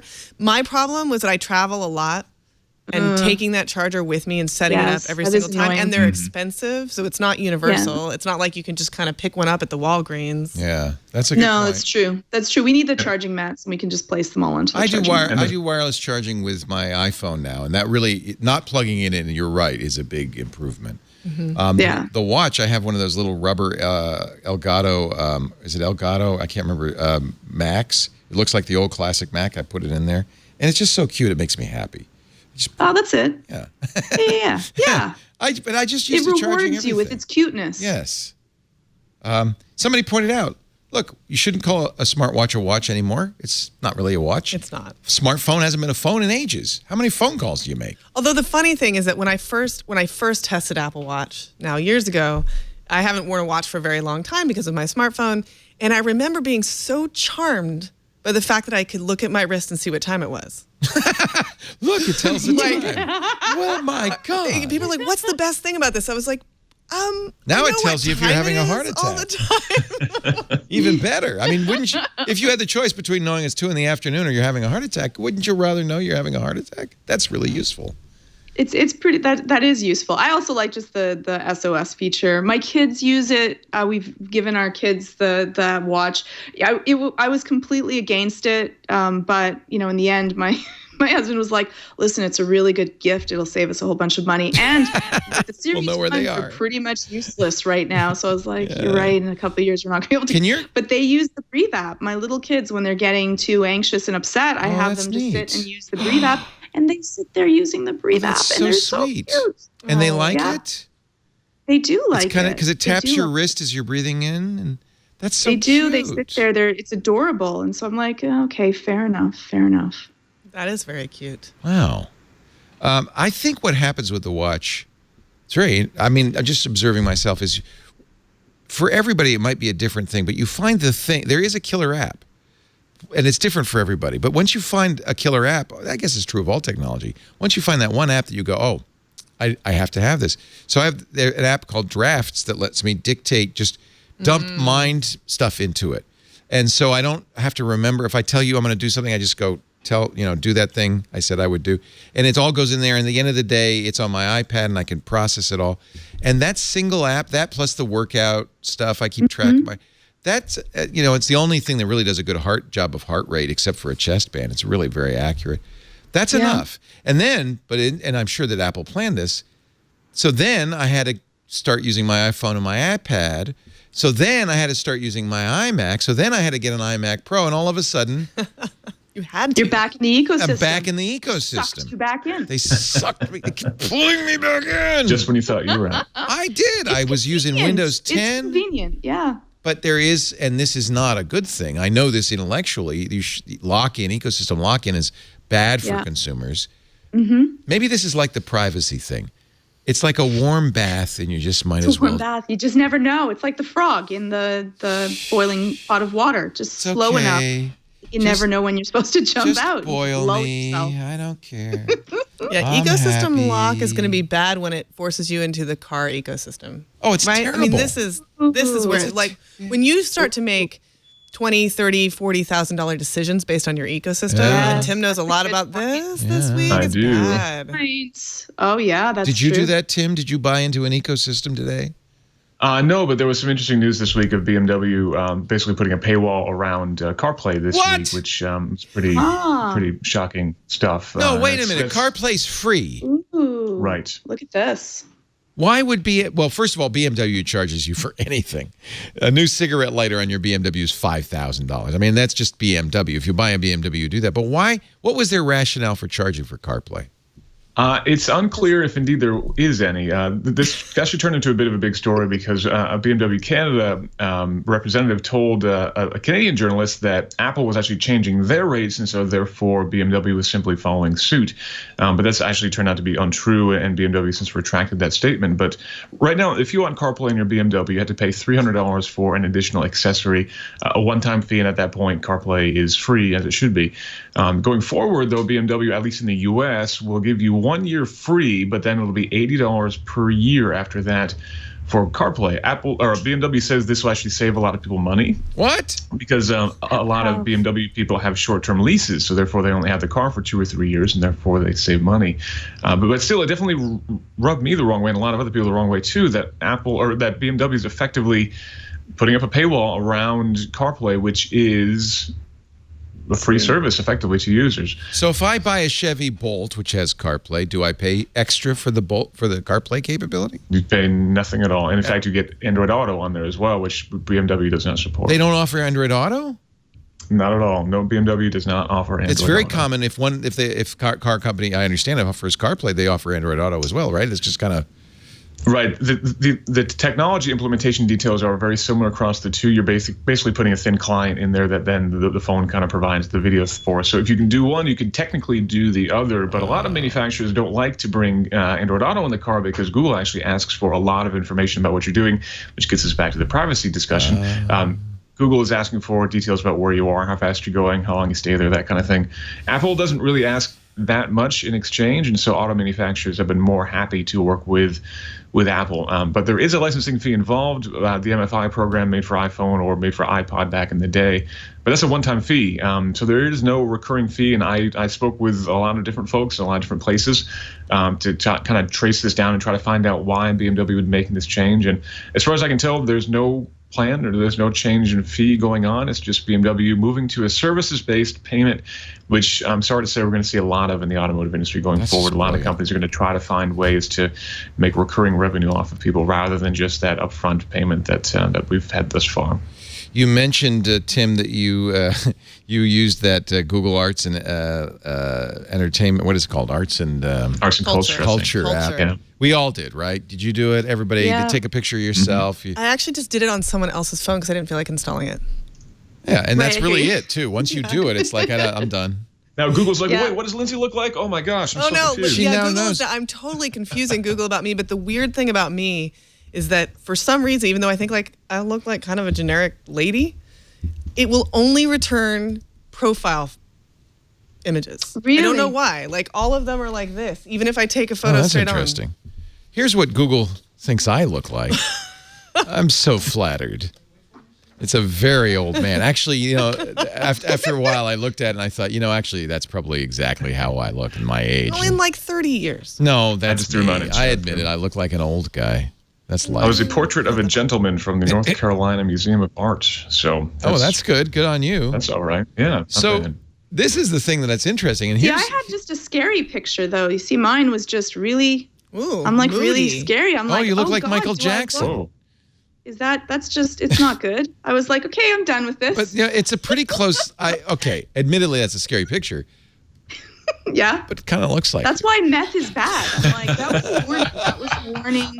It's brutally honest. Like, okay. It's brutally honest. Brutally I was like, honest. okay, won't do drugs. So Drugs are bad. did you know that this app is illegal in Texas and Illinois? Yeah, because of that facial recognition technology. If you in Texas and Illinois, it refuses to do it. Yeah. That's interesting. Now let me ask you privacy advocates, is that good? It depends on what Google's doing with the pictures you're taking and the data it's accumulating. We don't know. Tell us what apps you can't, and by the way, why do they let me do Snapchat and Facebook? I just want in this case, Google, instead of just giving you this fun thing, to say, hey, we're giving you this fun thing, here's what we do with the data. Yeah, that would be great. I don't care if they have my face. I mean, I gave them my face. I took. Yeah, but Leo, you're not. It's not a fair assessment. Like well, you pretty much live online. I guess if you're in the witness protection program, yourself, yeah, right? no, I guess if you're a witness protection program, or you're a woman who's being stalked in an abusive relationship, I guess. But it's not like Google's going to call the guy up and say, "I found your wife." Well, but or you're like my sister, who's a DA, an ADA. Like she doesn't want people to know what she looks like. Well, all you have to do is go to court and you can see her. Yeah, but there's also cases of ex-husbands or abusive people, or people that have gone through trauma that are being tracked or stalked. I understand by that. Sometimes, so like there is some reasons why I think the right to be able to be forgotten is something that we have to take a look in. Then you shouldn't use this app. That's not a fair assessment, though. That's not a fair thing. Companies should not be given free rein with what they do with our information. And right now, it's the Wild West. It's great. There's definitely some need for legislation to be able to say what they're doing and why. And that should be clearly stated. Okay. I think the only alternative, though, is that Google charges us for this app and nobody would pay for this, which would mean we wouldn't have the app in the first place. So there definitely does need to be a balance. Right? Like, we'd only use really good apps that are worth us spending the money to be able to use them. And then God, I dread a future where states, and by the way, individually outlaw stuff because some legislator decided this was a bad idea, and all of a sudden, I mean, I think usually they don't understand it technically. The trouble with legislation is that it's very hard for legislative bodies to understand the implications and the future implications. And this is impossible to enforce. Of their decisions. So everybody in Illinois, if you've got Snapchat, Facebook, or any photo app on your program, oh, by the way, Face ID, you must turn that off now because it's illegal. That's crazy talk. It sounds like I think Apple. You want to test this? Snapchat, you just say, yeah, not available in Texas and Illinois. See how long that law lasts. I think Google was just being maybe overly cautious. Maybe they just felt like this. I don't know. I don't know what Google thought, but maybe they were like, well, maybe that's what Google was. Worth it. They actually might have been doing that. They might have been saying like, well, okay, all right, you want to pass that law? I'll call your bluff because this isn't that bluff. important anyway. Yeah. See how you feel. I don't know. It's. All right. I obviously am not in the mainstream on this. I'll acknowledge that. I don't get it. I just don't get it. It doesn't make any sense to me. And because nobody's making you use this app. I understand most people don't know. They don't know. There should be laws against what they're doing. The state putting cameras every freaking where and using face recognition. And by the way, they do this very effectively in Russia and China, and they can tell. It was a fascinating piece on what they can do in China. They can tell if you're in Beijing, where you've gone, where you've been, what you've done. I understand there should be rules against that. That happens By the here way, with license plates. Yeah, I'm saying there aren't They any do rules that. against that in the United States. But Leo, why are you now saying that in public places the government shouldn't have cameras, yet in your private bedroom, If I want to take a home, picture of it's my, totally okay. it is because I did it. I took it. I bought the camera. I put the app on my phone and I did it. You didn't have to walk down that road. I chose to do it. Meanwhile, the government does not restrict in any way its right to take pictures of your face, match them up in a database that's corrupt and poorly run and produces all sorts of false positives. There's no limit on that. But the government can also subpoena anything. So it's kind of, I think, again, it's like there's no actual boundary between what you elect into and what you... That's a good point. But it's disingenuous of the state of Illinois and Texas governments to say, well, you better not do that, when they're doing it anyway all the time. I mean, to me, that's actually more of a problem because they're basically got a monopoly on face recognition. All right. I know I'm not in the mainstream. I'm not in the main. Let's take a break. We got more to do. We got a great panel. I'm so glad you're here. Lindsay Turrentine came into studio with us, editor-in-chief. That's the big boss at CNET.com. I'm so thrilled, and I love your nail polish, by the way. Show people.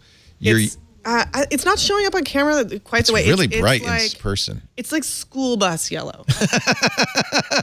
And you actually chose that. Yeah. Oh, yeah. I was feeling kind of gray. I love it. And it was a rainy day, and I went in. It was kind of a slow day. I went in at lunch. But the funny thing was I had the most millennial experience where I went into this nail salon near work, got my nails done. On the way out, they were like, "Oh my God, that color! Can we take an Insta of your color?" And, that's the thing, by the way. And I actually had to pose my hands like this. Oh my God! So they could photograph. If you're doing it, and there is a Instagram. Nail selfie angle that you do.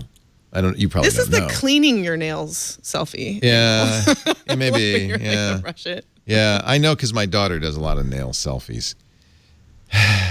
Tim Stevens is. I do not do nail selfies. Tim Stevens is also here. He does ice driving, ice racing selfies. Have you been ice racing this winter? I was on the lake about 3 hours ago, as a matter of fact. So yes, I was racing today. Where can I see some videos of this? This was the first of the season, wasn't it, Tim? Did I see that this morning? It was your first race? It was the first. Yeah, I shared a video on Twitter, Leo, a couple hours ago. But yeah, this was the first racing weekend. The first I've done in like 2 years, so it was good to get back out there. Oh, really? Today. I got a second and a third today, so not too bad. I had to skip the third heat to get back. You ice race on skates, on a car, on running? How do you do this? In a Subaru, actually. So I was out on Lake Algonquin in Wells, New York, in my Subaru. And do you modify in any way this vehicle so that it will race better on ice? We run street legal tires. We're required to by regulation. So they are studded tires, but they're street legal studded tires, so not very big gnarly studs. My car's got some upgrades on it, but by and large, it's pretty much the stock 2004 STI. Wow. Let's watch the video, kids. Ice racing, round one, heat one. It's 360 videos, so you can click and scroll around. Oh no, what did you use for that? It's a Gear 360. It came with my Note 8, so I was playing around with it today. Oh, neat. This is so you're right there in the cockpit. Put on your Daydream and you can. Holy cow! That's amazing. You did this today. Yeah, that was me this afternoon. It's almost like he knows something about technology and cars. I think this should be outlawed. You should never be allowed to do this. Thanks, boss. You ran into a car. A car ran into you, or you ran into a car?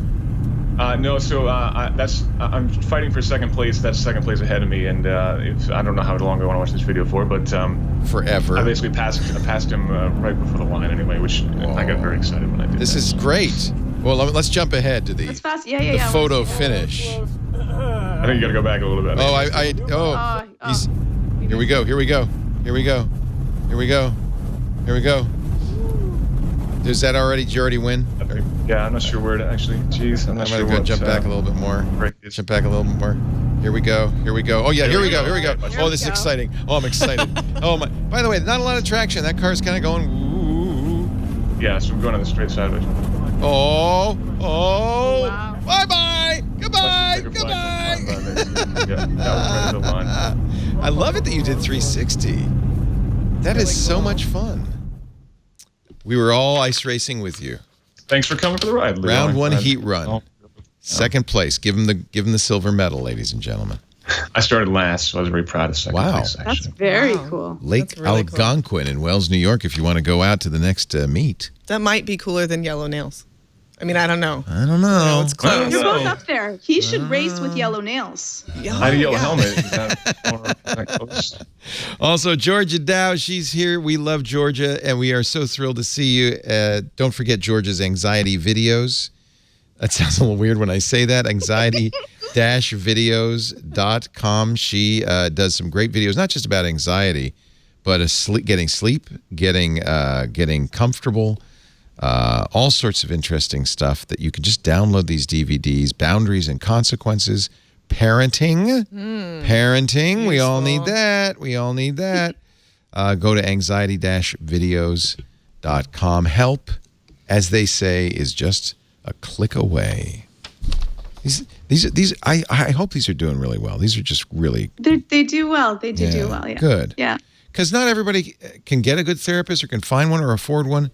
And sometimes people are shy too and don't feel comfortable going in. So you can kind of take care of things that you can take care of yourself, or some people do it in adjunct, right? They want to see someone and then they can keep this and take it home whenever they're feeling. I actually post my therapy sessions on Instagram.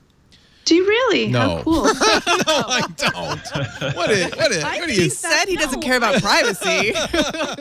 That's going one step too far. A little bit more I'm not crazy. About different... I could. No. I got nothing to hide. Mental health issues are important to talk about because that gets rid of stigma. No stigma. We all have our stuff, right? Yeah. We all have different things we need to deal with. Yeah. And if we dealt with them more openly, I think that people would realize that we're all just human. Yeah. I was telling my daughter that, again, 22 years old, or 25 years old, she's talking about boys and stuff. I said, you know what? There's no perfect boy. We're all effed up. And it's just, as you get in a relationship with somebody, you just realize, well, this is how they're effed up, and I'm going to be able to work around that. That's fine. Right? Yeah, am I wrong? True. I mean, are any of you in a perfect relationship? Nobody's perfect. Would that be boring? It would be boring if you were married to someone or you or yourself were perfect. Well, you'd feel like crap if you were perfect and married to a normal person. Right. But it doesn't happen. That would be its own annoyance, is having someone that was perfect. That would be what would be brought important up lesson. Session. It does not happen. We all have our weirdnesses. And one person's perfect might be another person's totally effed up. So. That is a good point. Actually, that's an excellent point. Yeah, just find the person who's It's what makes us interesting. That we're different makes us interesting. It is, I guess. No, it totally is. We'll be back. One more segment to come. Before we go, though, I want to tell you about TrackR, because the last thing you want to do, you got a busy life, you got lots to do, you got places to go, people to see. The last thing you want to do is spend the next hour looking for your keys so you can go. But how many of us do that all the time? It's like, stop the insanity. There is a better way. If there's stuff you know you have, but you cannot find, you need TrackR. TrackR goes on your keys. It goes in your purse. It goes in your suitcase. It goes on your bicycle. It goes in your headphones. Goes on your remote control. Anything that you misplace. And by the way, the new TrackR Pixel, the lightest tracker ever. It's so small, about the size of a dime, weighs absolutely nothing. And that means you can put it on anything. It pairs to your phone. It's a Bluetooth tracking device. It's not GPS. I should be clear about this. It's a Bluetooth tracking device. So you pair it to your phone. Your phone has GPS. There are a number of ways it helps you find stuff. First of all, the two-way separation alerts. If you leave your tracker, let's say my tracker's on my keys, which it is. When I leave my keys behind, the phone makes noises. Say, hey, you left your keys. And I can go, oh, shoot, I left my keys. Same thing the other way around. Leave my phone behind. Keys make noise. If you can't find your keys, you open up the TrackR app on your phone, you press the button, and the keys make a very loud noise. And with the Pixel, they have lights, so they light up. And if it's fallen down the couch or whatever, it's easier to find. Under the bed, really easy to find. I put these, by the way, on my AirPods, because I actually bought a second pair of AirPods because I thought I lost them, and they were under the bed the whole time. If I'd had so now I have trackers on my AirPods. They're on the case, though, not the... Yeah, not on the... on the actual, because it looks like they'd probably then be like earrings. Yeah, no, not on the... Yeah, although, wait a minute. Now, that's a stylish look. I think I might do that. Could be fashionable. I didn't even think about that. Yeah. Dangles. You also have a button on the tracker, so if you can't find your phone, and that happens all the time, right? It's not like in this case, it's not like you left it somewhere far away. It's on the kitchen counter, and you just forgot where you put it. You press the button on the tracker, the phone, even if it's silenced, go, yeah, I'm here. It's not worth firing up Find My iPhone. You just press the button, it's there. You got it. Simplifies your life. Now, the larger issue is if you do, your keys fall out of your pocket and you lose them, and then somebody picks them up and takes them somewhere. Now you open up the phone. The tracker shows it the last, because it's Bluetooth, it's only good for 150 feet. So it shows you the last place it saw them. You go there, they're not there. This is where TrackR really sings. It's the world's largest crowd locate network. See, there's 5 million trackers out there. So that means there's millions of TrackR users. And it's like they're on your team. Whenever, and they don't have to do anything. You don't have to do anything. You're always participating in this. Whenever you walk by somebody's keys, your phone says, because it's Bluetooth LE, I see keys, or I see a tracker device, actually. I see a tracker device. It's what's the serial number? Okay. And then it pings your phone and says your keys, your tracker was just seen. Your keys are here. That is fantastic, and it works really, really well. In fact, if you've got a tracker, you can test it. It's not on by default. It's only when you lose something, you turn on the notifications.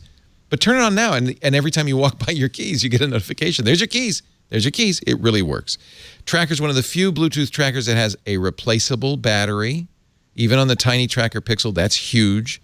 That means you don't have to throw it out when it wears out. You can keep it going for a long, long time. They're very affordable. They even have a 30-day money-back guarantee. And we've got an even better deal. If you go to thetracker.com/twit, you'll save 20% on any order. On any order. So go load up on trackers. Get the TrackR Bravo. That's the anodized aluminum. You can get that monogrammed. You can even print a picture on it. Or get the TrackR Pixel, the new one. There's lots of accessories, lanyards, and pitons and things. TheTrackR, thetracker.com/twit. 20% off. Boom. Just like that. Thetracker.com/twit. I've actually used that code because I'm always buying more trackers because I'm always losing more stuff. Think of things all the time to put a tracker on. Thank you, TrackR, for your support of This Week in Tech, and thank you for a great panel. We still have so many stories. It was a really surprisingly busy week for the second week of January. Yeah, normally this would be quiet because CES is over. Amazon Prime monthly price going up 20%. Yep, only if you do it by month. But if you year's still $99 if you do the year. Still, yeah, and if you're a student, I think it's $49. Why do they do the monthly? I think it's to discourage people from doing the monthly. Oh, yeah, sure. Because I think what people do is sign up for it, buy a bunch of stuff, and then dump it. Of course. And they want you to sign up for the recurring annual. Duh. I think that's why. You're absolutely right. Actually, more and more when I buy stuff, I buy a year because I don't like all those little charges every month. Sure. It's like they always give you a break. Yeah. I figure I'm going to use this. Often I don't. That's a good way to get my money, I guess. Amazon has narrowed its HQ search down to 20 cities, 19 in the U.S., and Toronto. That'd be interesting. My fingers are crossed. Yeah, they've not known for their, international presence. So I think, actually, I'm rooting for Toronto. That would be really great. Toronto could be cool. Yeah. I was fascinated by the number of this wasn't as interesting as I had hoped it would be. No, it's New the York obvious. City? Yeah, New York, Austin, Los Angeles, Dallas. It's the obvious.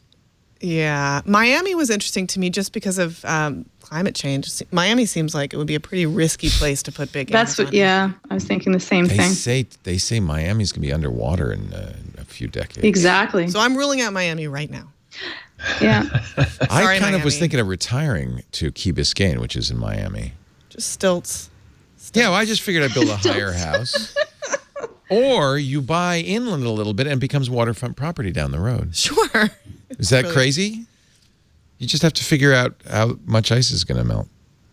YouTube has changed its policy for monetization. You now have to have 4,000 views a month and 1,000 subscribers. I guess that's okay.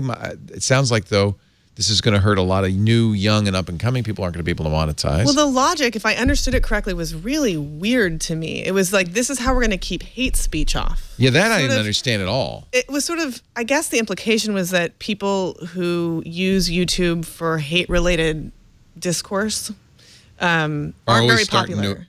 and they just don't do very well. But how much money can you make? I don't really get it. If you only have 1,000 subscribers or less, and you have few views, you're not making any money anyway. What is the deal? Okay. Yeah, I'm not sure, and it does seem like it is going to do anything. It seems like a very blunt force way to do it. Oh, sorry. Hate speech. We're not going to give you your 23 cents in ad revenue this month. Yeah, I don't get it. I don't get it. You know what? At this point, they need a PR win. They're just going to throw stuff at the wall.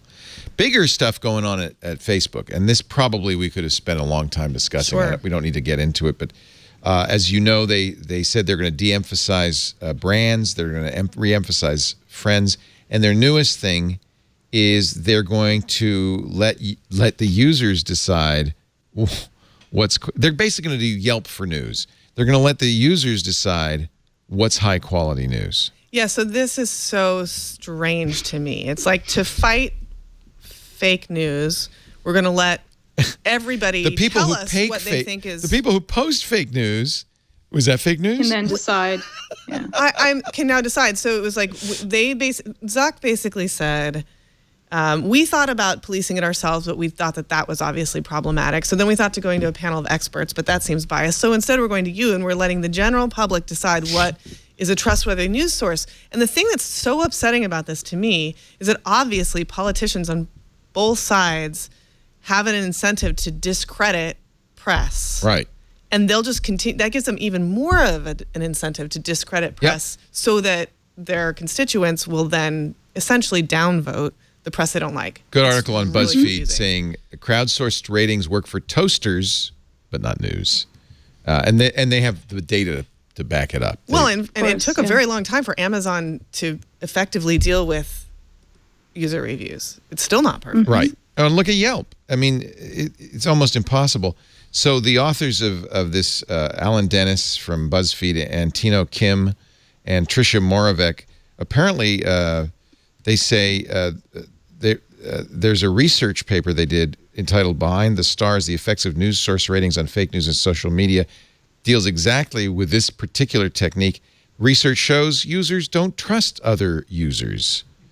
So they studied 590 Facebook users in the United States, and they believe that expert ratings would be more credible than user ratings because experts are more likely to be objective and check the facts.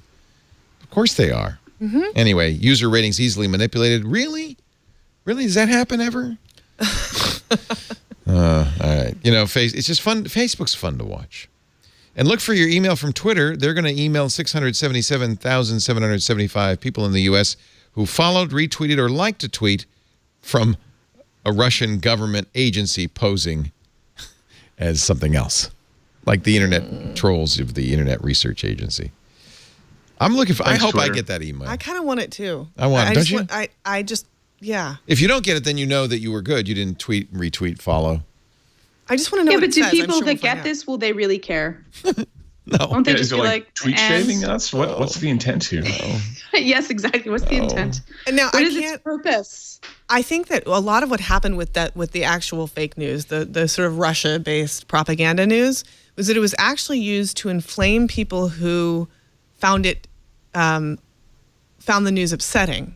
So not so much like, hey, look what this person is doing in politics, don't vote for them. It was really more like putting into people's feeds. So if you're extremely liberal, putting something inflammatorily conservative in your feed so that you get even more upset and polarized. Right. Mm-hmm. So people may have been manipulated in ways that they didn't quite They're understand. pushing your buttons is what they're doing. Yeah. That's what trolls do. Yeah. I think we got to wrap it. Very I'm sorry to say. I hate to wrap it because we're having so much fun, but you guys are so great, and there's so much more to talk about. But, you know, all good things must come to an end. I have to go home and post my face everywhere. Post your therapy sessions. Yes. Oh, got to go down and get those out of the basement. Got the tapes. Put them all up online. And then I'm going to ask Georgia what she thinks. Georgia Dow, always a pleasure. I'm so thrilled to have you. Senior editor, imore.com, at Georgia_Dow, anxiety-videos.com. We didn't manage to put anything in your blue room. No fish. I was disappointed. Next time. Maybe we'll do it in post. In post, it's true. I won't even notice. There'll be stuff swimming around. I'll just have to do video of me grabbing stuff so that it then makes sense. Or maybe I shouldn't, because that might be inappropriate. Or I should have randomly just said, "Hey, love the place, Georgia," or "Hey, watch out for that lion." And and then we have the shot of me like ducking. It's great to have you. Did you move? I did move. I'm now in the house. There's boxes everywhere, but you like the new place? I've moved into the place. Yeah, I do. It's bigger. Is this one of 2 VR rooms that you will have in the new place? No, this one's just my office. I'm next door to the VR areas, and the movie room is in between. So we have the chairs, the movie chairs that are in between that separate the 2 VR areas. So it works out pretty well. I want that house. She's got a man cave in her house. A woman cave, I guess. Person cave. I like it too. We both like it. It's really cool. My hubby does all of the setting up of that, but yeah. So it's pretty fun. For those who don't know, they like VR so much, they didn't want to fight over who gets to use the VR, so they have stereo VR. They have their own VR rooms. We VR together. It's a bonding experience. Really? Isn't there a movie in the early 90s about that? A Stephen King thing, I think. This is Facebook of the future. That's true. This is where we're going. Red True. That is Tim's. Not that one? Okay. That is Tim. No, he wasn't. No. Congratulations. I can't believe earlier today this man was driving a Subaru on a frozen lake and came in and started talking to us about it. And got second place. Got second place in round 1. Where's the medal? We want to see the medal. It should be behind you. That's out. They're all in the garage. Sorry, I'll bring them next time. Yeah, why don't you? Next time. Any normal person have trophies all around behind them? I stick them in the garage. Oh, he's so humble. Oh, you should put them. Yeah, you've got to clear one of those cubbies. Yeah. Yeah, that's where all my toys are, though. Trophies are toys too. Trophies are toys too. Yeah, I like that. This is why we love Tim. He's very unassuming. He's very humble. Editor at large for a Roadshow, a CNET production. Great to have you here. And of course, is Lindsay your boss? She is my boss. Oh my gosh! So hopefully, I've been on my best behavior all the past 2.5 hours now. And I'll be sending you your grades later. I look forward to that email. Wouldn't it be great to have Lindsay for a boss? My gosh! It is pretty great. Editor-in-chief at CNET. It's great to have you on the show and get you in studio. I feel it was really fun. I feel privileged. We do this show every Sunday afternoon with the best people in tech. It's so much fun. It's really like a coffee clutch. One of these days, I'm going to get a pickle barrel, a checkerboard, I don't know, an old dog named Blue. I don't know where I'm going with this one. I just feel like we're hanging out on the porch. Yeah, pickle barrel. You sit around the pickle barrel, smoke your corncob pipe. That I know of. We need rocking chairs. Just go, yeah, what about that Google? Oh, yeah. They're at it again, aren't they? When this whole show is in VR. Privacy? What about that privacy? Leo, I can't believe what I saw you doing earlier today. What? We do this show in public every Sunday, 3 p.m. Pacific, 6 p.m. Eastern, 2300 UTC. We love it if you watch live, twit.tv/live. But if you do, please join us in the chat room so we can get your feedback and your comments. And frankly, so I can steal your jokes. That's IRC. I do. No, seriously. These guys are my joke writers. IRC.twit.tv. We also love it if you're in studio. We had some nice studio audience visiting us today. Thank you, guys. If you want to be in studio, do let us know. We don't like surprises. Tickets at twit.tv. It sounds so paranoid, but that's what they asked me to say. Tickets at twit.tv. So that way we put a chair out for you. We had a visitor today from Silicon Valley and from Honolulu. So nice to have you both. We also want you to, if you would, take our survey. We do this once a year. It's that time again, the beginning of the year. Twit.tv/survey. It's our audience survey. Just a few, I don't know, it's about 4 minutes, 5 minutes, just a few questions about you. Help us understand better what you listen to, what you like, what you don't like. And also, I'll be frank, it helps us talk about you to advertisers because we don't collect information any other way about you. So we respect your privacy, regardless of my opinion about my privacy. We respect your privacy. We don't collect it in any way. We won't use your email address if you provide it in the form. But it was very helpful for us. Twit.tv/survey. We do this once a year just to help us a little bit understand our audience. So I appreciate you for doing that. I think there's nothing more to say. Oh, well, I should say, if you can't be here in person or on the stream, you can always download a copy of the show from twit.tv. All our shows available in video and audio, on demand, a ton of stuff. Please subscribe to the shows you like the best. That's a good signal for us. When we see somebody has a subscription, that gives us more information about the stuff you want to see more of. So that's good to have. Subscribe at twit.tv or on your favorite podcast application. Wherever you watch, we'll know because we're watching you every moment. No. It's not creepy. That's not creepy. Not a bit. I know what your face looks like. No, I don't. Unless you posted it on Instagram, then I might. Thanks for being here. And I'm following you. Yeah, you see, I don't know. Thanks for being here. We'll see you next time. Another Twit is in the can.